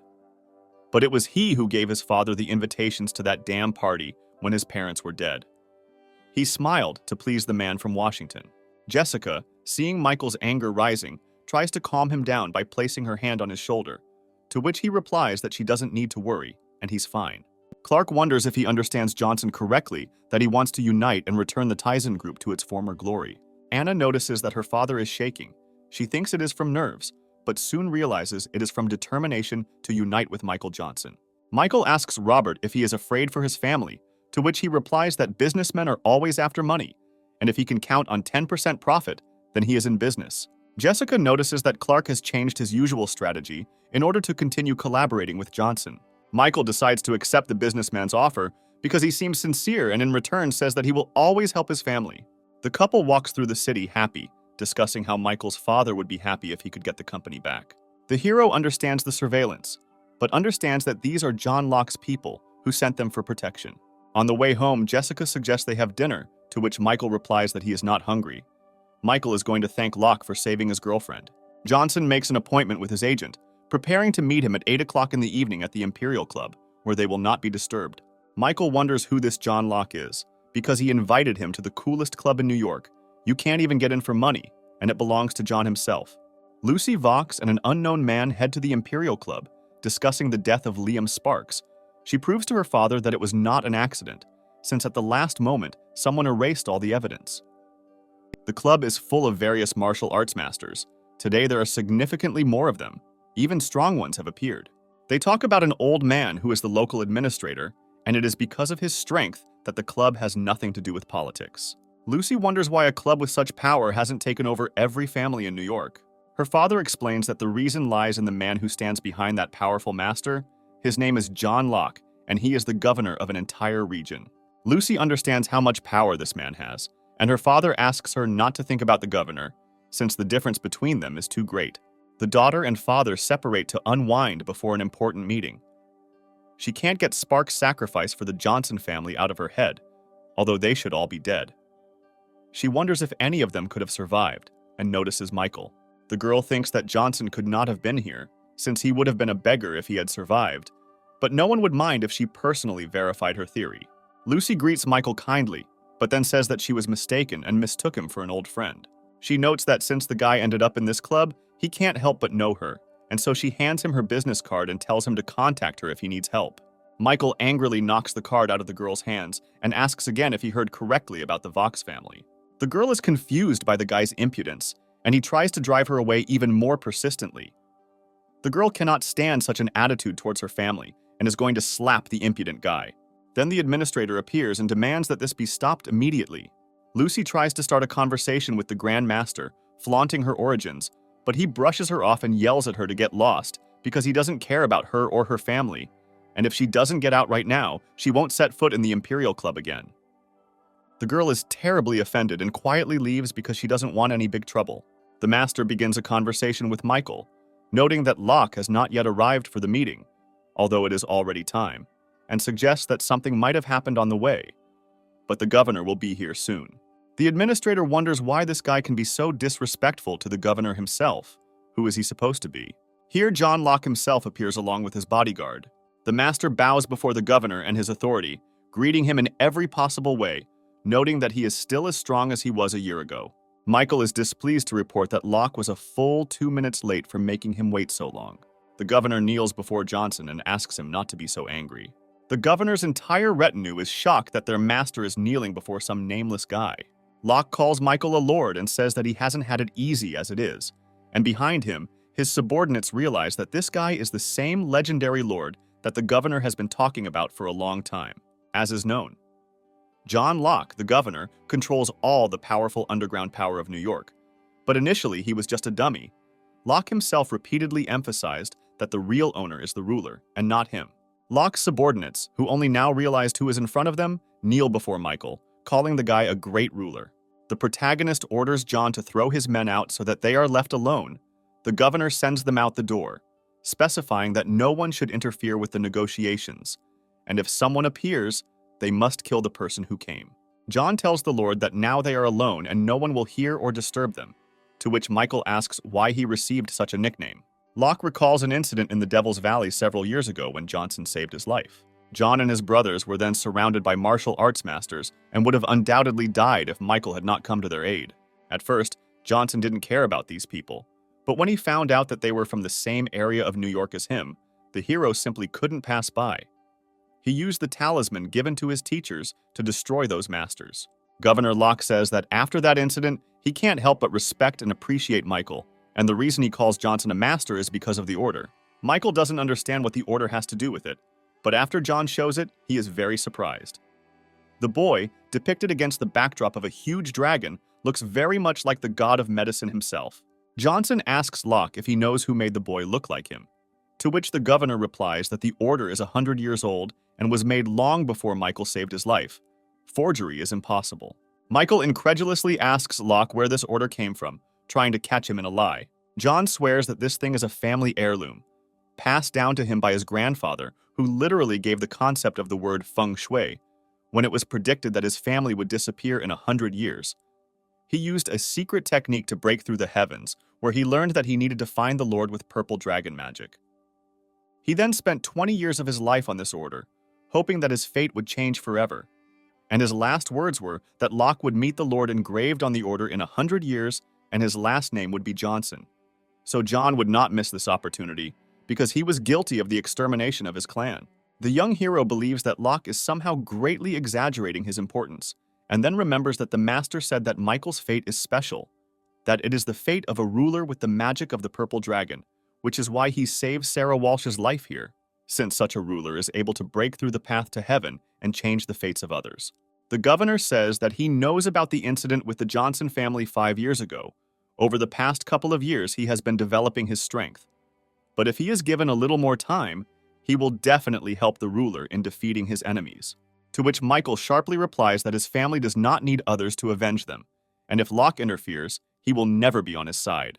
John understands that the god of medicine is already too powerful, and that he clearly does not need his help. Michael announces that he is willing to become the governor's ruler if he is willing to fulfill 3 conditions. First, Locke must not interfere in the life of young Johnson without his orders. Second, he must help find a person to protect Jessica. Third, John needs help to find out the location of the person from the capital. The governor agrees to the terms. Michael tries to leave, saying he will contact Locke when he is needed. John stops the hero, warning him that information about him has already been leaked several times. First by the Vox family, then by the Walsh family, and also by the National Security Bureau and the Dragon Spirit Squad. Michael reasons that the first two families could well be interested in him, but the Bureau and the Squad are already worrying the main character. Locke reassures Johnson that he will find someone to take responsibility for the 3 murders, arguing that even if something comes to light, without evidence, no one can do anything to Michael.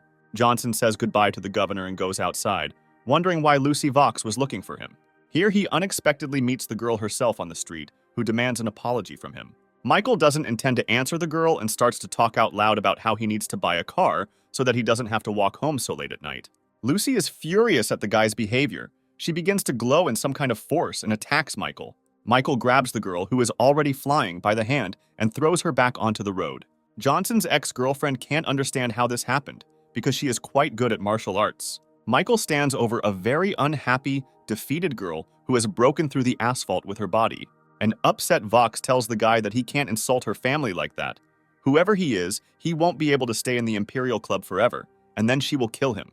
Michael can't listen to the voice of this terrible girl and covers her mouth with his hand. He says that a disgusting woman like her belongs in the trash. Young Johnson, in a rage, throws the girl headfirst into the trash can, saying that this is the most suitable place for her. Michael, shaking off his hands, turns around and leaves, accompanied by loud insults from the girl. A very unhappy Lucy, having climbed out of the trash, says that now this guy will not only die, he will make his death painful. Already standing near Jessica's apartment, Michael begins to think that although Lucy is a terrible girl, she has nothing to do with the death of his family. Of course, if she had dared to do something beyond the pale, then Michael would have killed her, even though he doesn't like killing women. At 1 a.m., Johnson enters his girlfriend's apartment, realizes it is late, and therefore does not intend to disturb her. Opening the door to his room, the main character sees a girl in his bed. He understands that she is still scared from recent events. A satisfied Michael decides not to disturb the girl and simply goes to bed with her. The hero wakes up the next morning and asks his neighbor what time it is. Michael turns to the girl and, drenched in sweat, realizes that he did not spend the night with Jessica. The girl turns out to be Sarah Walsh, who is very confused and asks the guy how he ended up here, to which the guy asks her the same question in return. Then Jessica opens the door to the room.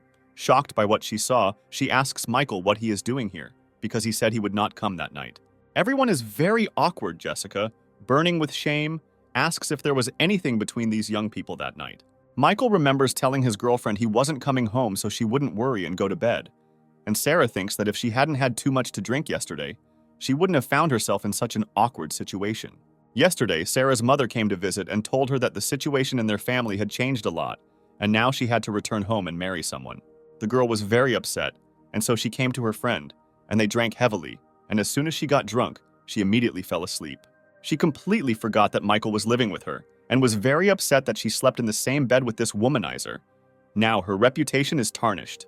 Johnson tries to turn the situation into a joke, saying that if there was something between them, he will take full responsibility. Sarah gets very angry, insults the guy, saying that they are from different worlds, and that he cannot understand the horror of the current situation.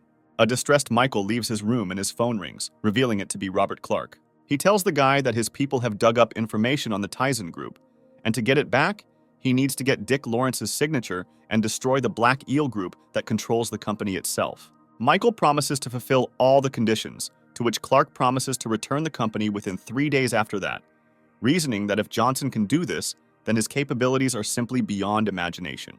The protagonist approaches the main office of his father's company, knowing that an interview with Lawrence is currently taking place there. Michael decides that it's time to tell this man everything, and also remembers the words of John Locke that the building has 33 floors, and the elevator only goes to the 29th. For the rest, you need a special pass. Johnson talks about the last 4 floors, suggests that on 30, 31 there are ordinary people, on 32 there are black eels engaged in illegal trade, and on 33 there is Dick himself. The god of medicine ponders how to get to the top floor and decides to melt the window because it is the safest way. Michael uses his supernatural magical power and rises to the 32nd floor through the air. The Blackheads notice something strange. They sense someone approaching and decide to check who it could be. Out of nowhere, a young Johnson appears. Everyone is shocked by his presence here, asking who he is and how he got here, to which Michael, with a smirk in his eyes, tells them that he is the one they see last in their lives. The leader of the group shouts in rage that this brat has gone crazy, to which the hero kills this upstart with one precise blow. Everyone else is shocked by what they see and cannot believe their eyes. Michael, going over Locke's words in his head, remembers that this group is involved in smuggling, selling drugs and weapons, trafficking, and killing people, so it's better for such guys to keep their mouths shut. Meanwhile, on the top floor of the building, they hear that something strange is happening downstairs. But Dick calms everyone down and says that his guys are getting noisy from playing cards. No one needs to worry. Representing the country, M sets conditions for the head of the company that he must supply military maps of the New York airfield, and as long as he is willing to cooperate with them, he will be an agent. Lawrence's men, with frightened faces, inform their leader that such cooperation could bring them trouble and that it is treason, to which the owner of the company reassures them, saying that for such machinations, they face execution at most, and the weapons and contraband that they are currently transporting are already enough for several executions. The representative of Country M wants to add another point to their agreement. He says that he is ready to provide the company with 10 units of high-precision automatic equipment, the market price of which would be more than $500 million. Dick Lawrence, laughing and throwing out his arms, says that he agrees to cooperate with a country with good intentions, and they sign a contract. Here, at the moment of their handshake, the door flies into pieces. No one understands who dared to break into Lawrence's office. An enraged Michael enters the room and says that if good people do not intervene in this cooperation, then all of New York will soon become the dogs of Country M, and therefore all these bastards must be killed. Dick suddenly recognizes this young man as the younger Johnson. He does not believe his eyes, because this scum should have been dead for a long time. The head of the company tries to call his security, to which Michael smugly remarks that his people are sleeping and will never wake up. Lawrence wonders how this is possible. Since he has gathered the best masters, Johnson shuts him up by pushing some envelope into his face and asking him to sign it. The envelope contains an agreement on the unconditional transfer of share capital. Dick is shocked by the guy's impudence. A representative of Country M orders his bodyguard to kill a young man who has disrupted important negotiations. He complies and starts shooting at the guy with a machine gun. Michael creates an invisible field, against which all bullets simply smear, not reaching the guy. The main character says that he has seen a lot of firearms, but he doesn't like using them at all. He turned all the bullets back straight at the bodyguard, taking his head off. After this, the martial arts masters working for Lawrence attack the guy, but Michael throws them in different directions with one wave of his hand, saying that they are too far from his level. Dick panics, sweats profusely, and says that it is impossible to become a martial artist at that age, and asks who this guy even is. The representative of Country M is very nervous and tries to leave, saying that he does not want to interfere with someone else's conversation. Michael rushes at him, screaming, "Die," and very quickly deals with the man in the white business suit, leaving him and Dick alone in the office. Young Johnson orders the head of the company to sign a document transferring part of the company. Lawrence has no choice but to comply with the demands of the brutal killer, and he signs the contract, begging for his life to be spared. Now Michael is going to kill Dick, but he asks him not to act so radically, saying that behind his company there is a stronger group of prismen who will very cruelly avenge Lawrence. Johnson tells him that he will kill this man too. He doesn't care. Dick furiously tells Michael that he is not so invincible as to defeat Theo Prisman himself.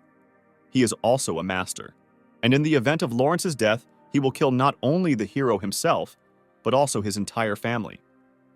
Stepping into the shadows, the god of medicine states that he has no family. They were killed 5 years ago in that very villa. Lawrence kneels down in front of the guy, realizing the situation he's in, and tries to prove to him that it was a misunderstanding, that his uncle is his father's best friend, and he couldn't harm his family. Michael loses his temper and, in a rage, knees Dick right in the nose, saying that he has no right to mention his father or be called his uncle. The head of the company begs him to let him go, explaining that so many years have passed, it's time to forget everything. To which Johnson, already out of his mind, begins to beat Dick, asking why he should let him go if 5 years ago he did not let his family go and betrayed them. Michael, hating this man, continues to beat him brutally, saying that because of him the guy does not have a normal life, that he wants to be an ordinary person, and because of Lawrence's betrayal, Johnson now lives only with hatred, and he will kill until he takes revenge on everyone involved. The protagonist exits the Tizen Group building, surprised by Locke's thoughtfulness, who not only sent a cleaner to clean up the crime scene, but also gave him a new clean suit. Here, Michael unexpectedly meets police officer Jenkins, who asks what Johnson is doing here, and the guy asks her a question in return. No one is going to answer such a question, and they find themselves in an awkward position when suddenly an explosion occurs in the company building behind them. One of the fragments flies straight at the head of a young girl, and she understands that she cannot dodge it. Is this where she will die? Michael grabs Jenkins in his arms and jumps away with her, the fragment landing where the girl had been standing a second ago. The guy asks if she's okay, to which the police captain sincerely thanks the hero for saving him and says that she's okay. Johnson looks at the burning building and wonders what kind of cleaning style Locke's subordinates have, since all they had to do was wipe away the traces of the murders, not blow up entire floors. Michael notices people wearing the same clothes and with the same tattoo. They look too suspicious. Jenkins tells the guy that these tattoos indicate that these people belong to Prisman's group. She had just been investigating their case for the last few days, but the evidence was insufficient. The girl quickly says goodbye to Johnson and runs off on business, starting to follow the group, promising to contact the guy later. Michael is very tired of these obstacles on the way. He decides to quickly deal with them. His hand flares up with a pink flame. Jenkins follows the Prismans to a building where they suddenly disappear. She finds a window and looks inside, realizing that there is no connection here and it will be difficult to call for help. The girl doesn't understand where she ended up and decides to at least take a photo of what's happening inside. Here, the head of the group, Theo Prisman himself, appears. He accuses his subordinates of the explosion that occurred in the company building. His assistants try to justify themselves. Theo doesn't believe their words, noting that they didn't even notice the surveillance, and draws everyone's attention to the window where Officer Jenkins is standing. She realizes that she is in a difficult situation and decides to just run, but Theo quickly catches up with the girl in 2 short jumps. Prisman looks like a huge rock against Jenkins's background. He holds the girl's head with his fingers, drawing attention to her beauty. She tells him that she is a police captain. Her people already know where she is, and Theo would be better off letting her go quickly. The leader of the group, in a rage, forcefully throws the girl away, saying that he has been in the criminal world for a long time, that countless bullets have been fired at him, and that she, a woman, does not dare threaten him. A smug Theo threatens the girl and tells her that his brothers will have a good time with her today. The girl, with rage flaring in her eyes, tells the leader that her father is from the Southwestern Military District, and if something happens to her, her father will get them all out from under the ground. Prisman, hearing the name of Jenkins's father, is very worried, because this man is really a big shot. He wonders why his daughter came here and became a police officer. The girl realizes that she made a mistake when she decided to follow the group alone, and in general, with such success, it would have been better if she had committed suicide. Theo decides that it's time to get down to business, and there's no time to stand on ceremony, when out of nowhere, a silhouette of some guy appears on the roof of the building and says that if the person doesn't want to, there's no point in insisting. Prisman suggests that the guy introduce himself and explain what he's doing here, because this is his territory. And since he showed up here, he probably wants to die. Michael apologizes with a smug smile and says that he didn't come here just like that. He came to kill them all. All the gang members start laughing very loudly at the impudence of this guy. The leader suggests that his people grind him into dust, showing what they are capable of. The Prismanians start shooting at Johnson, but he, not noticing the bullets, flies past them, throwing them in different directions with his superpower. Theo's right-hand man thinks that Michael did a weak trick, and that's all he can do. Laughing, he rushes at the guy, but immediately gets a counterblow from which he dies within a second. Jenkins, looking at all this, is surprised by the guy's movements, which are so lightning fast that she doesn't even notice them, and considers the guy a killing machine. Theo Prisman sees that the guy is strong enough to be considered a worthy opponent for him, and pleased with his perfect body, prepares to attack. He tells the guy that it's not too late to give up, but at that moment he receives a crushing uppercut, from which his huge body rises into the air. An enraged Prisman quickly gets to his feet and advances on Michael again, raising his large fist to kill the guy with it. Before the blow can fall on Johnson, he already lands his own right into Theo's steel press, causing his eyes to pop out of their sockets.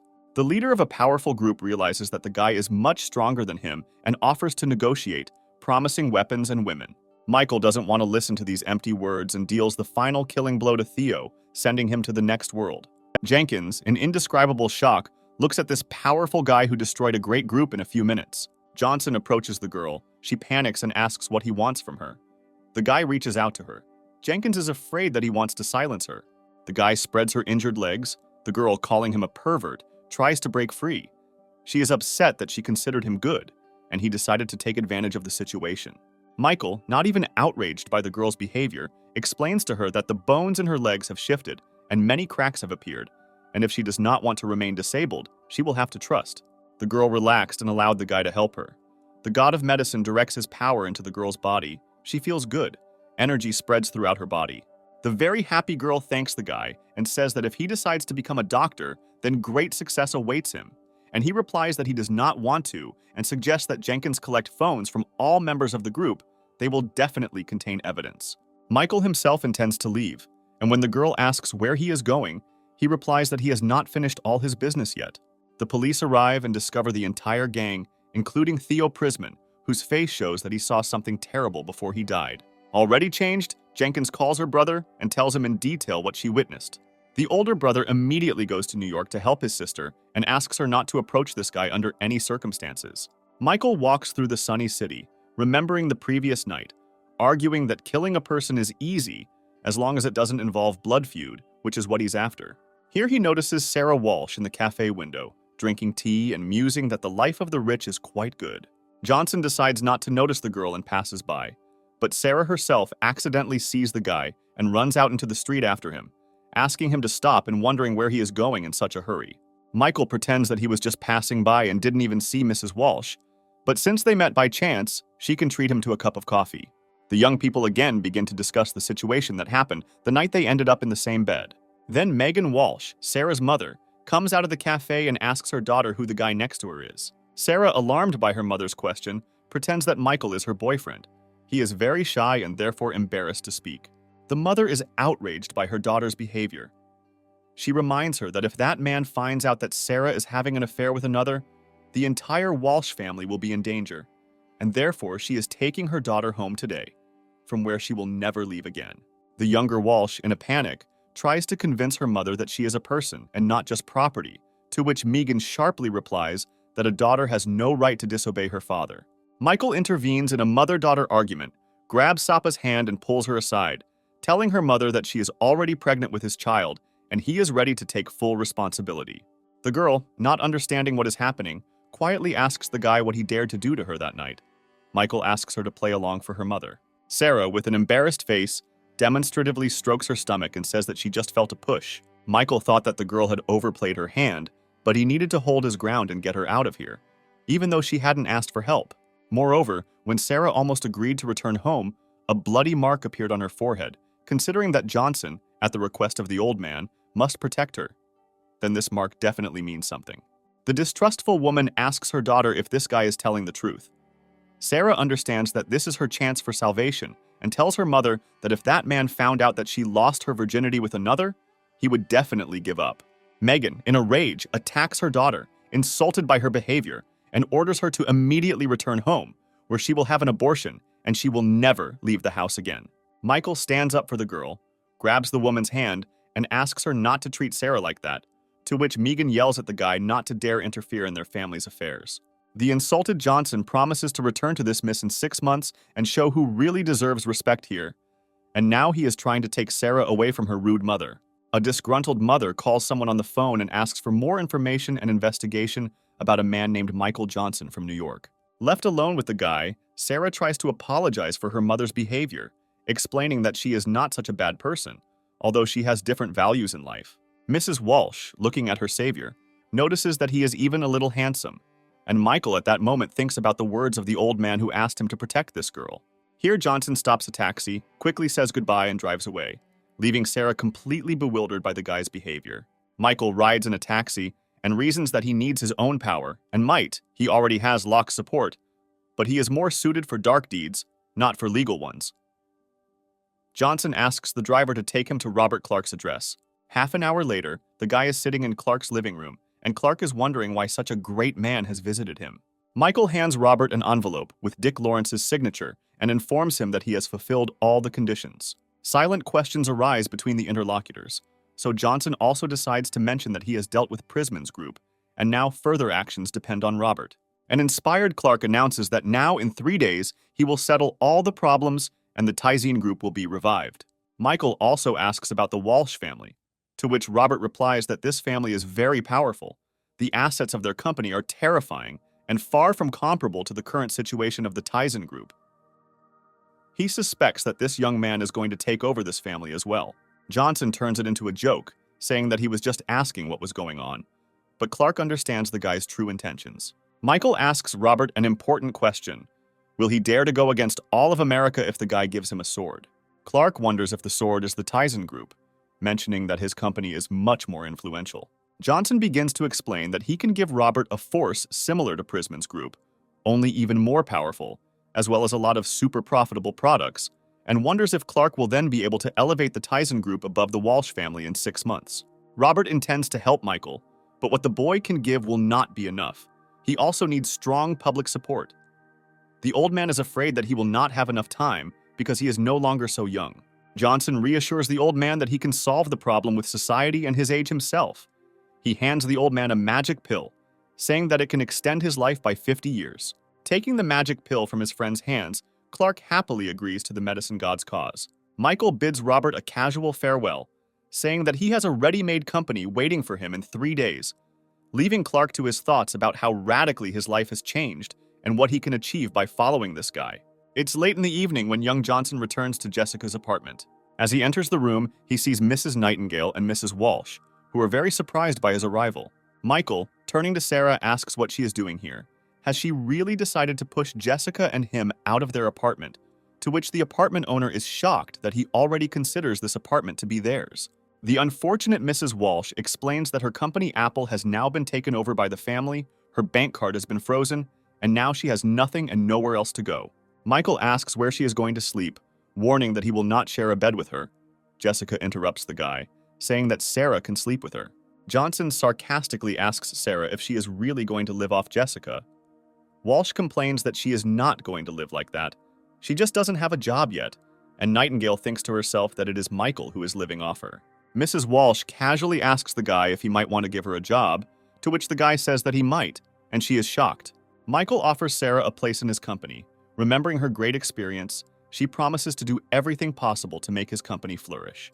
However, the girl, realizing all the responsibility, warns the guy that if he hires her, her family will definitely want to suppress the company. Michael is not afraid of her words, and he says that he will take her. The very happy girl immediately pounces on the guy, demanding to tell him everything about his company, what the policy is and what type of industry it is. Johnson replies that the company has not yet been formed, but everything will be ready soon. The disappointed girl does not understand how she could trust this guy. Sarah remembers that he also promised her mother to get up in 6 months, and concludes that this boy knows too little about life. All the main figures in America are in the shadows. Meanwhile, her mother Megan ordered her people to find out if her daughter was pregnant, to which she already received the answer that Sarah was not pregnant. But some time ago she actually ended up in the house where Michael lives, so there is still a small chance of pregnancy. Megan is furious and says that if this guy really slept with her daughter, then he should die. She orders her assistant to quickly tell everything about the origin of this impudent fellow and learns that there is no such information. It is as if he appeared out of thin air. But he is probably the same boy who survived the tragedy at the villa 5 years ago. Megan recalls that this tragedy shocked all of New York at the time. After all, the Johnson family really did offend the big people in the capital. Now Sarah's mother understands why the guy got close to her daughter. She assumes that he wants to infiltrate their family and use their power to avenge the death of their parents. But if that's the case, then he shouldn't have made a bet with her. Although it might even be a plus for the Megan family, she's interested in what this guy will do, so she'll wait. Michael is sad as he stands on the balcony of Jessica's apartment. There are too many people in the house now, and therefore more trouble. The guy can't even go to the shower or toilet. There's always someone there, yelling at him that he's a pervert, although he just thought the room was free. Johnson decides that it would be better to think about business, now he has enough strength.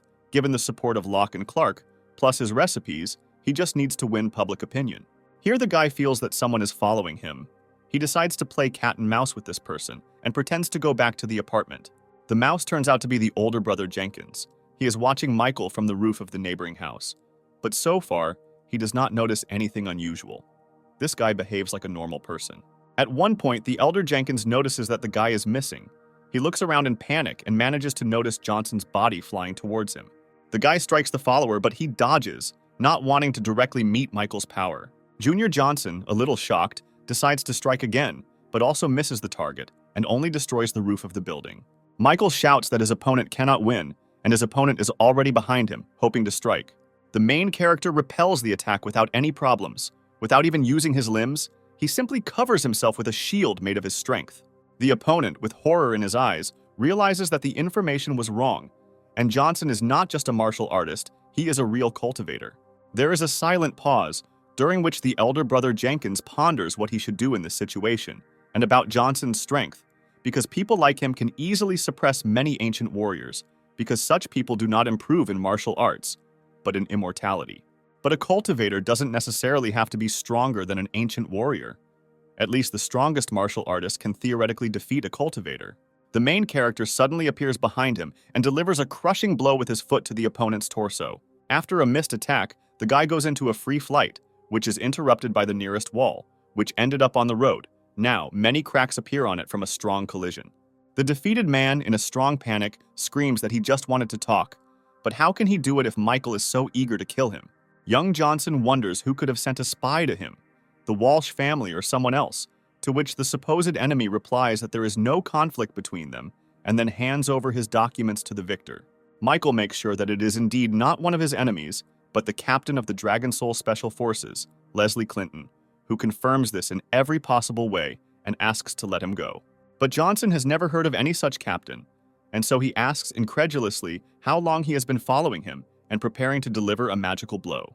Leslie begs the hero to stop, saying that they have a mutual friend, Gloria Jenkins. Michael, slightly surprised, asks who Captain Jenkins is to him, and he replies that she is his sister, who told him about Michael. Clinton saw that he was good and decided to invite him. Nothing bad. Johnson is about to strike again and says that in order to invite him, they could have simply found him instead of spying on him. Leslie once again panics and waves off the hero's impending attack and swears on her honor as captain of the Dragon Soul that she will be indebted to Michael and will help him if he has any problems in the future.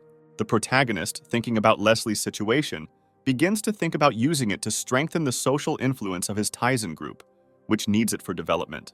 Michael grabs the captain by the collar and sternly asks what place his squad occupies in America, to which Leslie readily notes that his group is third in the fight against secret forces.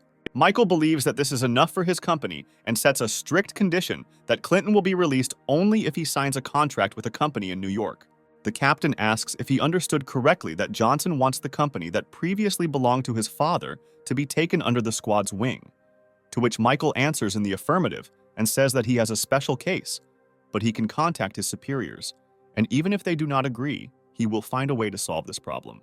The protagonist hands his new ally a brownish sphere, reminiscent of chocolate in color, and says that the captain will recover from his wounds when he eats it. Leslie becomes increasingly confused about who this guy is, since he also has pills, and then asks if he has any more of these things, since he has only heard about them, but has never even seen them. Michael throws a bunch of pills and says that he has more than one, and the captain watches them, fascinated, and then says that if they were to be given to the military, then. But then the hero interrupts him and says that this is not some kind of relic, and therefore he should not give it away. Johnson haughtily informs that if Leslie wants them, he will have to fulfill the order and send a man for a personal meeting. Michael jumps off the roof, and the squad captain is left in bewilderment, thinking that the right person is very busy and will not be able to show up for a personal meeting. Lying on his bed, the main character reasons that 2 women in the house only means that the bathroom and toilet are always occupied, which means that now he will have to take a turn. He believes that his strength has increased greatly recently, so he takes out the stone given to him by his father to try to enter the rebirth cemetery again. Michael finds himself back in the same dark place he was in last time.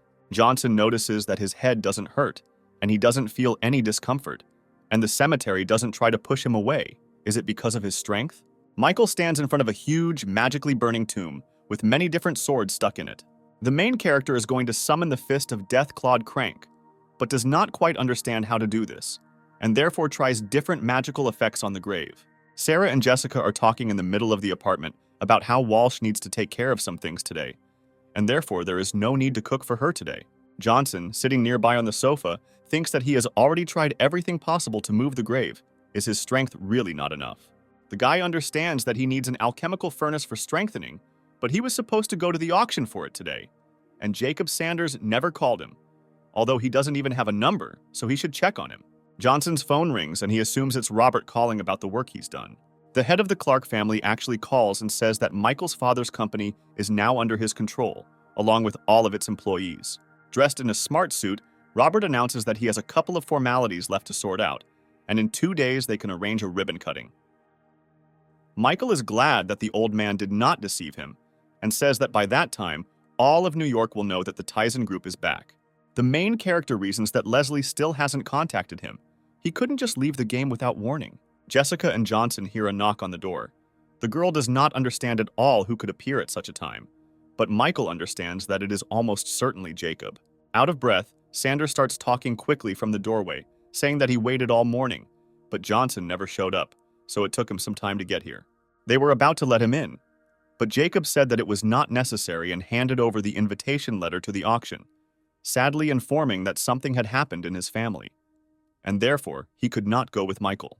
The hero just wanted to ask what had happened, but the old man had already closed the door and left without saying anything, making Johnson think that something serious had happened. It's a sunny afternoon. There are only a couple of clouds in the sky, a large, beautiful building with panoramic windows, a small park nearby. This is the Millennium Hotel. Michael is in the middle of the crowd waiting for the auction to start. He is dressed in a black suit and black trousers. He has an orange tie and a red handkerchief is visible inside his breast pocket. Young Johnson, using his peripheral vision, notices a familiar face. It turns out to be Lilia Sanders, Jacob's granddaughter. Lily is dressed in a pink evening dress, and she, very embarrassed, also notices Johnson's presence, awkwardly greeting him. Michael notices that she doesn't look very well, but she denies it and says that everything is fine, and since he is here, he should follow her. Lilia says that this reception is known as a round table and is mainly intended for communication and relaxation. The auction itself will take place later on the floor above, but for now, you can have a snack.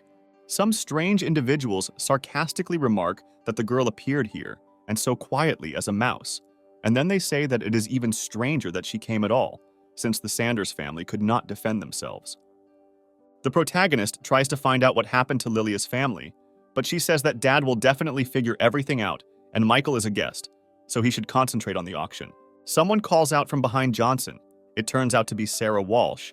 She is dressed a little revealingly, but very beautifully, throwing Sanders off balance with her beauty. She asks what Michael is doing here, and he addresses a similar question to her, and Lilia goes to the restroom so as not to interfere, because she will not become so beautiful. Sarah asks him who the girl was that he came with, to which Michael says that she is the granddaughter of the pharmacist who helps him. But what is Walsh doing here, all of whose bank accounts are frozen? The protagonist assumes that she is hungry, and she asks why he assumes that she is still unemployed, and that she received the invitation earlier, and then asks how much money he has, to which he replies that he has an incredible 90 million, putting the girl in an awkward position. Sarah explains in a conspiratorial tone that this is an unusual auction, and the person in charge of it is not so easy to meet, and in general the world is full of people who secretly practice martial arts, and they are unusually strong, and can also kill with their bare hands.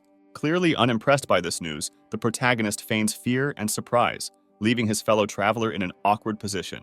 Walsh tells Michael that it may seem like there are 4 main families in New York, but in fact there is one more terrible one. This news even arouses a false interest in Johnson. She says it's a mysterious kind of martial arts. They are mysterious puppeteers behind the scenes. This family is divided into 2 branches, just like this auction. The first one deals with paintings for ordinary people, while the second one deals with everything related to martial arts, including weapons and items for cultivating pills. The price of one item is more than $100 million. From Sarah's words, Michael understands that even his money may not be enough for the alchemical furnace he so badly needs, but he also understands that he needs it. Johnson asks if he can display his things here. His companion replies that yes, but first they need to be approved by the expert committee that sits upstairs. Michael remembers that he recently heard that there are very few alchemists left, and therefore he should be able to sell his medicines at a high price. The main character enters the office and sees a bunch of strange people playing mahjong for huge sums of money, and one of them just lost 10 million to another. One of the committee members wonders what Johnson is doing here, and whether he really wants to show his wares to the committee. Michael takes out one of his miracle pills right in front of the committee and says he wants to sell it. These people are very confused when they see such a product.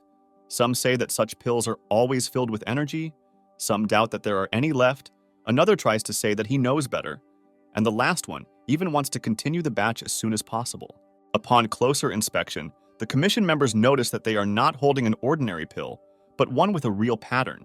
After such news, everyone completely loses their heads and tries to take turns examining her, putting Michael in a slightly awkward position. They are very surprised to find that the thing has also been recently improved, and so there is no doubt left. They begin to ask the guy where it came from, whether his teacher is really an alchemist. Johnson is nervous and realizes that there aren't just too many alchemists in America, there aren't any left, and so he has to urgently come up with something to get out of it. The young hero says that he doesn't want anyone to hear their conversation. The senior member of the commission understands everything perfectly well and takes him to a distant room. In the room, there is a very beautifully and richly dressed woman with fiery pink hair. Michael had never met her before. Even she is not sure that it was really possible to get something like that. But the henchman dispels her doubts and shows her the very sphere that Johnson brought. The girl notices that this is indeed the same pill, and judging by the color, it was created at least a month ago. The exalted lady's eyes show great surprise, and the commission member leaves, not wanting to interfere with such an important conversation. The girl says that her name is Belle Stark, and calls the guy to sit down, asking how to address him. Michael gives his name and, without a hint of embarrassment, calls for them to get down to business, whether he can put this drug up for auction. Belle ponders the fact that Johnson is too young to understand alchemy. After all, one needs to know a lot of the medicinal properties of herbs, not to mention the production, while telling the interlocutor that he can put up the goods, and also asks how many lots he plans to put up. Michael calmly says that he has 5 more with him, to which the girl loudly asks again, and begins to sweat heavily, realizing that there must be a powerful alchemist behind the guy. Belle laughs and says that if they sell everything at once, the cost will be more than $1 billion. It's better to sell one by one and not rush. Michael decides to cheat and asks how much the Stark family can offer for such a profitable investment. He recommends doing so that the price suits him. The girl shyly notices that the guy is quite impudent, and in her head she thinks that by selling one at a time, they will be able to make an incredible profit. Belle shows him a plastic card and carefully informs him that there are billions of dollars on it. But even that is not enough to buy the pills, and so she offers him a lucrative offer. She says that her family will be indebted to Johnson, so no matter what happens to him, they will always help him in any way they can. The price suits Michael perfectly, and so he is about to leave, since the auction is about to begin. Belle throws him an object that looks like a card, and at the same time thinks that by doing him a favor, it will probably be possible to contact the alchemist who is behind him. Johnson asks what it is, and the girl replies that auctioneers like him prefer to hide their identity. After this, Michael leaves, realizing that she was trying to catch him out on something. Belle says goodbye to him kindly. When Johnson leaves the office, the girl calls someone and gives the order to collect information about this person. The auction begins. Many people have gathered. Everyone wants to buy something here. Soft sunlight is shining through the windows.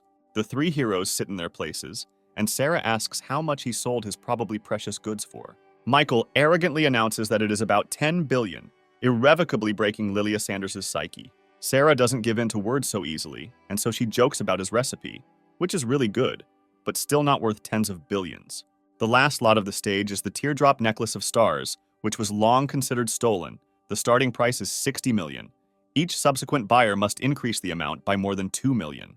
It turns out that this work was stolen from Sarah's grandfather, but she can't buy it back for that amount of money. Although it should have gone to her, she is very sad because she can't do anything. Michael silently enters some amount of money on the screen of his new device, shocking Belle, who is watching him with such a waste of money. The former owner of the money is indignant, but decides that it is a gift to the woman, and therefore calms down, remembering that the money is no longer hers. Some guy keeps raising his price and says he has $140 million to negotiate. The necklace has to be his to win the affection of Sarah Walsh that he so desires. An unknown gentleman who bet $200 million shatters the picture of the future arrogant young man who thought he had enough money. The guy really wants to know who offered such money, but the auctioneers say he wanted to remain anonymous. The restless guy furiously shouts that this is all a provocation and no one could have paid so much money for a trinket. Belle appears on the stage and asks if the young man is sure that he doubts the Stark family, because it is to her family that he belongs, the family of martial arts, and then says that she will not allow such humiliation, and they promise to kill the guy and forbid his family to participate in the auction in the future. Sarah wanted to buy the necklace back later, but now she doesn't even know who bought it, so she can find it in the future and buy it back. The auctioneer's wooden gavel noisily announces that the last lot of the first stage has been sold. Belle, standing at the table, announces that it is time for the second stage of the auction. The time of the tripod of 100 herbs has not yet come, but the girl asks not to leave yet. She presents the first lot, which turns out to be armor made of gold thread. The starting price is 90 million. After some time, Belle introduces the seventh lot, Mo-style swordsmanship, starting price 150 million. This lot interests the auctioneers more and the bidding begins. Lily recalls with horror how many things were sold and how much money was spent. Michael remains indifferent, and the girl is surprised by the unique book on sale. Johnson frowns, realizing how insignificant this thing is, complaining that the local craftsmen imagine themselves to be gods, not realizing their own worthlessness. The auctioneers present the next lot from the heavy category, and buyers are presented with something hidden under a large blanket. It turns out that this is the very tripod of 100 herbs that everyone has been waiting for so long. It shines in the sun's rays. The body is covered with an ornament. Belle Stark says that this tripod was accidentally found by her family. It can be used to make medicine. This thing will be a great addition to the collection. The price starts at 300 million. For the first time, Michael also finds himself not indifferent to the presented product. He notices that the tripod is of better quality than he expected, and understands that it is worth fighting for. Interested buyers are quickly raising the price. In a few seconds, they are ready to pay 450 million for the tripod. Belle receives a message from Johnson on her phone, where he writes that he doesn't care about the price. He'll take the tripod at any cost. Stark smiles sarcastically, thinking that she immediately knew that this guy would want to get an alchemical item. The crowd begins to argue that the last price was offered by a very dangerous person, and that it is not worth raising the bar higher, so as not to anger him and not bring problems upon yourself. Belle writes to Johnson that Phil Spencer is indeed very dangerous, so the guy should give up the tripod and not get involved with him at all, to which Michael replies that he is ready to bring trouble on himself. The girl understands that she must help him, since she bought his medicine for $1 billion. Meanwhile, someone offers 500 million for the tripod. A dangerous man is very unhappy about this fact, and rumors spread among the crowd that someone will die today. Phil calmly offers to raise the price to 530 million, thinking that even if someone offers more, no one will beat his next bid. Stark tells the buyers that a gentleman who wishes to remain anonymous has offered a price of 700 million, infuriating the dangerous man. The rich gentleman loudly tells the crowd that he doesn't care who dared to do this, but he will get him out from under the ground and make him regret today. Belle, with a joyful face, announces, striking the gavel, that the lot has been sold to an unknown person for 700 million. Michael, beaming with happiness, realizes that with the help of this device, he will finally be able to become even stronger.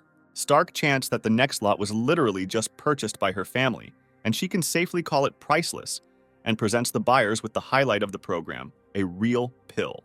The crowd starts to get noisy. The buyers don't believe that they will have a chance to buy a real pill that not only heals wounds, but also improves well-being.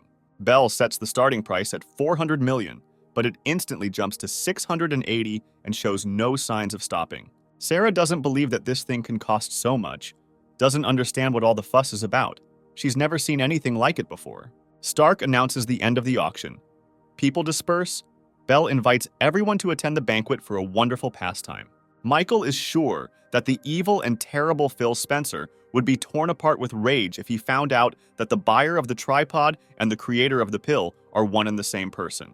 Johnson receives a message from Belle where she asks the guy to come to her. Her father found out about Michael and wants to give him some compensation. Sarah tells the guy that they are not going to dinner anyway, which means they can go home. Then she is surprised that Michael did not buy anything, but then she remembers that she needs to talk to her friend and abruptly leaves, leaving Johnson thinking about the proposed compensation. Michael came to Belle's hotel room. She was already waiting for him. The girl hands the guy a bank card with 1.5 million on it and adds that he can also still count on the favor of their family. Johnson says that he didn't come for money, but for a tripod of hundreds of herbs. But Stark asks the guy for his own safety to leave his address and phone number. She will personally order the alchemical tool to be sent to him in the evening. Belle invites Michael to stay for dinner, saying that her father would very much like to meet him, but the protagonist brushes off the invitation, saying that he is not used to eating out, and leaves. The girl is angry that the guy does not understand that, under the pretext of a dinner party, his father wanted to protect him, because Johnson insulted Spencer's family, and now he needs powerful protection. In the hotel on the 5th floor in the observation room sits the dangerous Phil Spencer with his assistants. Around there are many brutally murdered corpses of workers. He looks at the pill with interest, noticing that it is different from the ones his family collects. His assistant notices that the patterns on the pill were made no more than 10 days ago. Phil tells his interlocutor that he does not know where the Stark family got these pills from, but it is commendable that they provided them to the public, to which the subordinate expresses the opinion that perhaps if their family really controls the supply of pills, then they will be able to reach unprecedented heights and become more powerful than the Spencer family. Here they are excitedly interrupted by another assistant, who says that the young gentleman should urgently look at the CCTV cameras. He points to a young man leaving Belle's room on the screen, saying that the girl was alone today only with this man. It must have been him who took the tripod, and, most likely, the pill was also his. Young Spencer bares his teeth and sincerely does not understand how that guy dared to take what belongs to his family. It seems that his life is not dear to him at all. As Michael walks outside, he notices Sarah and Lilia waiting for a taxi. He approaches the young Sanders, and thinking that a family of her status should have a personal driver, he asks what their problems are. The modest girl, blushing and stuttering, answers the guy that everything is fine with them. Johnson asks her for her mobile phone and enters his number, telling the girl that if trouble happens, she can call him. He will definitely help. The young man leaves with Mrs. Walsh, leaving Lily with a grateful smile on her face. Sarah asks the guy why the girl calls him sir, noting that it is so awkward. Johnson senses something is wrong. The girl asks him what happened, to which he says that he suddenly wanted coffee and asks her to go to the cafe for him and wait for the guy inside. Sarah nervously asks again why she should wait for him and where he is going. Michael answers that he needs to go to the toilet. The girl with doubt in her voice claims that there is also a toilet in the cafe. But Johnson thinks that he is too frail there and needs something stronger. Sarah is perplexed. Michael begins to glow with his magical energy, demonstratively rips off his tie and says that he is a man of principle, therefore he prevents any threat. Phil Spencer stands with his assistant waiting for Michael. The subordinate notices that they have already been noticed by that guy, but his boss doesn't care anymore. The dangerous gentleman reflects on the fact that Michael is still a corpse, but he liked the girl who was with him. As soon as he sorts out all the problems, he will definitely come back for her. At that moment, Johnson's hand falls on his head. Spencer's assistant turns out to be a martial arts master. He calls Michael's attack vile and warns that he now faces death for such impudence. The master attacks the guy with his unique attack called Lightning Flash, his evil, oozing electric power, Michael pushing Phil away, meeting his subordinate's attack. Johnson, calling the master a fool, sends his head flying free with one blow. Spencer, in nervous shock, does not understand how Teacher Ma, who has a level of half-step transformation, is killed in the blink of an eye. The young hero turns to Phil, warning him that it is now his turn. Spencer tells Michael that he dared to kill his servant, which means he will face consequences. He offers the god of medicine to kneel and beg to be made a dog. Johnson doesn't let Phil finish speaking, sending his magical energy into his forehead, causing the guy to instantly fall unconscious. Michael notices that someone else is following him and wonders out loud how long this will continue. A guy comes out of the shadows, bows, and says that Belle Stark sent him to look after him. The guy understands that Michael doesn't need his protection. His blow would easily send him flying 10 blocks. He reports that Miss Stark discovered that the surveillance room had been hacked and sent him to protect her, which Michael comments on as being very kind of Belle. He orders the boy to go back and tell his boss to calm down and not interfere in his life without asking. The guy, before leaving, warns Michael that although he is powerful and has already reached the level of a master of transformation, the Spencer family is very strong, and their head Renee ranks 514th in America. And therefore Johnson is better off not finishing off this man's son. Johnson is surprised that there is some kind of ranking and that there are still 500 people ahead of Renee Spencer. He concludes that the American masters are not as hopeless as they seemed at first. He thanks Belle's assistant and leaves. As soon as Michael leaves, the assistant calls the lady and tells her that the youngest of the Spencer family is dead, as is the master who protected him. Belle fears for Johnson. Realizing that he will have no peace now, she asks her man if the killer is definitely Michael, to which he gives a positive answer. She thinks that because of the death of the third son of the Spencer family, hard times have come for her too. Stark orders his subordinates to dispose of the body and contact the family, as well as wait for the person who will destroy all evidence. Already at Jessica's house, having dinner at the table, Michael asks Sarah why she isn't eating. Does she really have no appetite? After this, the guy goes into his thoughts. He asked Locke about the rating and got completely confused about it. He can't understand how the classification of masters works in America. After all, masters have their strengths and weaknesses. Since there are no elite-level masters, it turns out that the rating only takes into account advantages. But then what place does Johnson occupy in this rating? Jessica reminds Michael that their beauty has a birthday next week. She asks if the guy has thought of a gift. He jokes that he will give her a red envelope with $250. Suddenly, Michael receives a text message from Lilia, who asks him to save her father, and the guy immediately goes to help. At the Sanders estate, he encounters a huge crowd of people in uniform, notices that the situation is dire. 3 sniper rifles are pointed at him at the gate and on the roof. He wonders what this family got themselves into and what the military has to do with it. Michael doesn't think long about who he can call and decides that Jenkins can help the fastest. He asks the girl to help him get into the Sanders estate full of military personnel. Johnson is already upset that help is taking so long to arrive when Paul Django appears, a huge man in a military uniform who arrived on Gloria's orders. He shows his ID to the guard and says that they need to go inside. In the house, Lily and Jacob are sitting on the couch. The girl is calming her grandfather, saying that she found a person who can help them. And the desperate old man says that everything is useless. Michael enters the room with Paul. The old man is surprised and asks his granddaughter why she called such a great man, to which she replies that she does not know anyone stronger, so there was no choice. Johnson asks Jacob what's going on, to which he tells him that a few days ago a gentleman came to New York. He was feeling unwell, and he drank medicine from their pharmacy, and as a result, he felt even worse because the medicine turned out to be poisonous. Lily supplements her grandfather's story by saying that Jacob personally checks all the medicines several times, and there is no way that poison could have been there. Michael, a little shocked by the story he just heard, realizes that it is not in the Sanders family's interests to poison high-ranking people. Therefore, they were set up. He asks how that person feels now. A frustrated Jacob replies that he is still in intensive care, saying that if anything happens to him, all his relatives across America will suffer. The god of medicine asks where the hospital is, stating that as long as this gentleman breathes, he can save him. Jacob Sanders can't believe his ears, thinking that Michael is an excellent martial artist. People like that are good at killing people, not saving them. Ikael sees the man's doubts and confidently states that this is the only chance for their family, so they just need to tell him where that man is. In the hospital where the gentleman is lying, his son, a soldier, is standing and waiting for the doctors from the intensive care unit.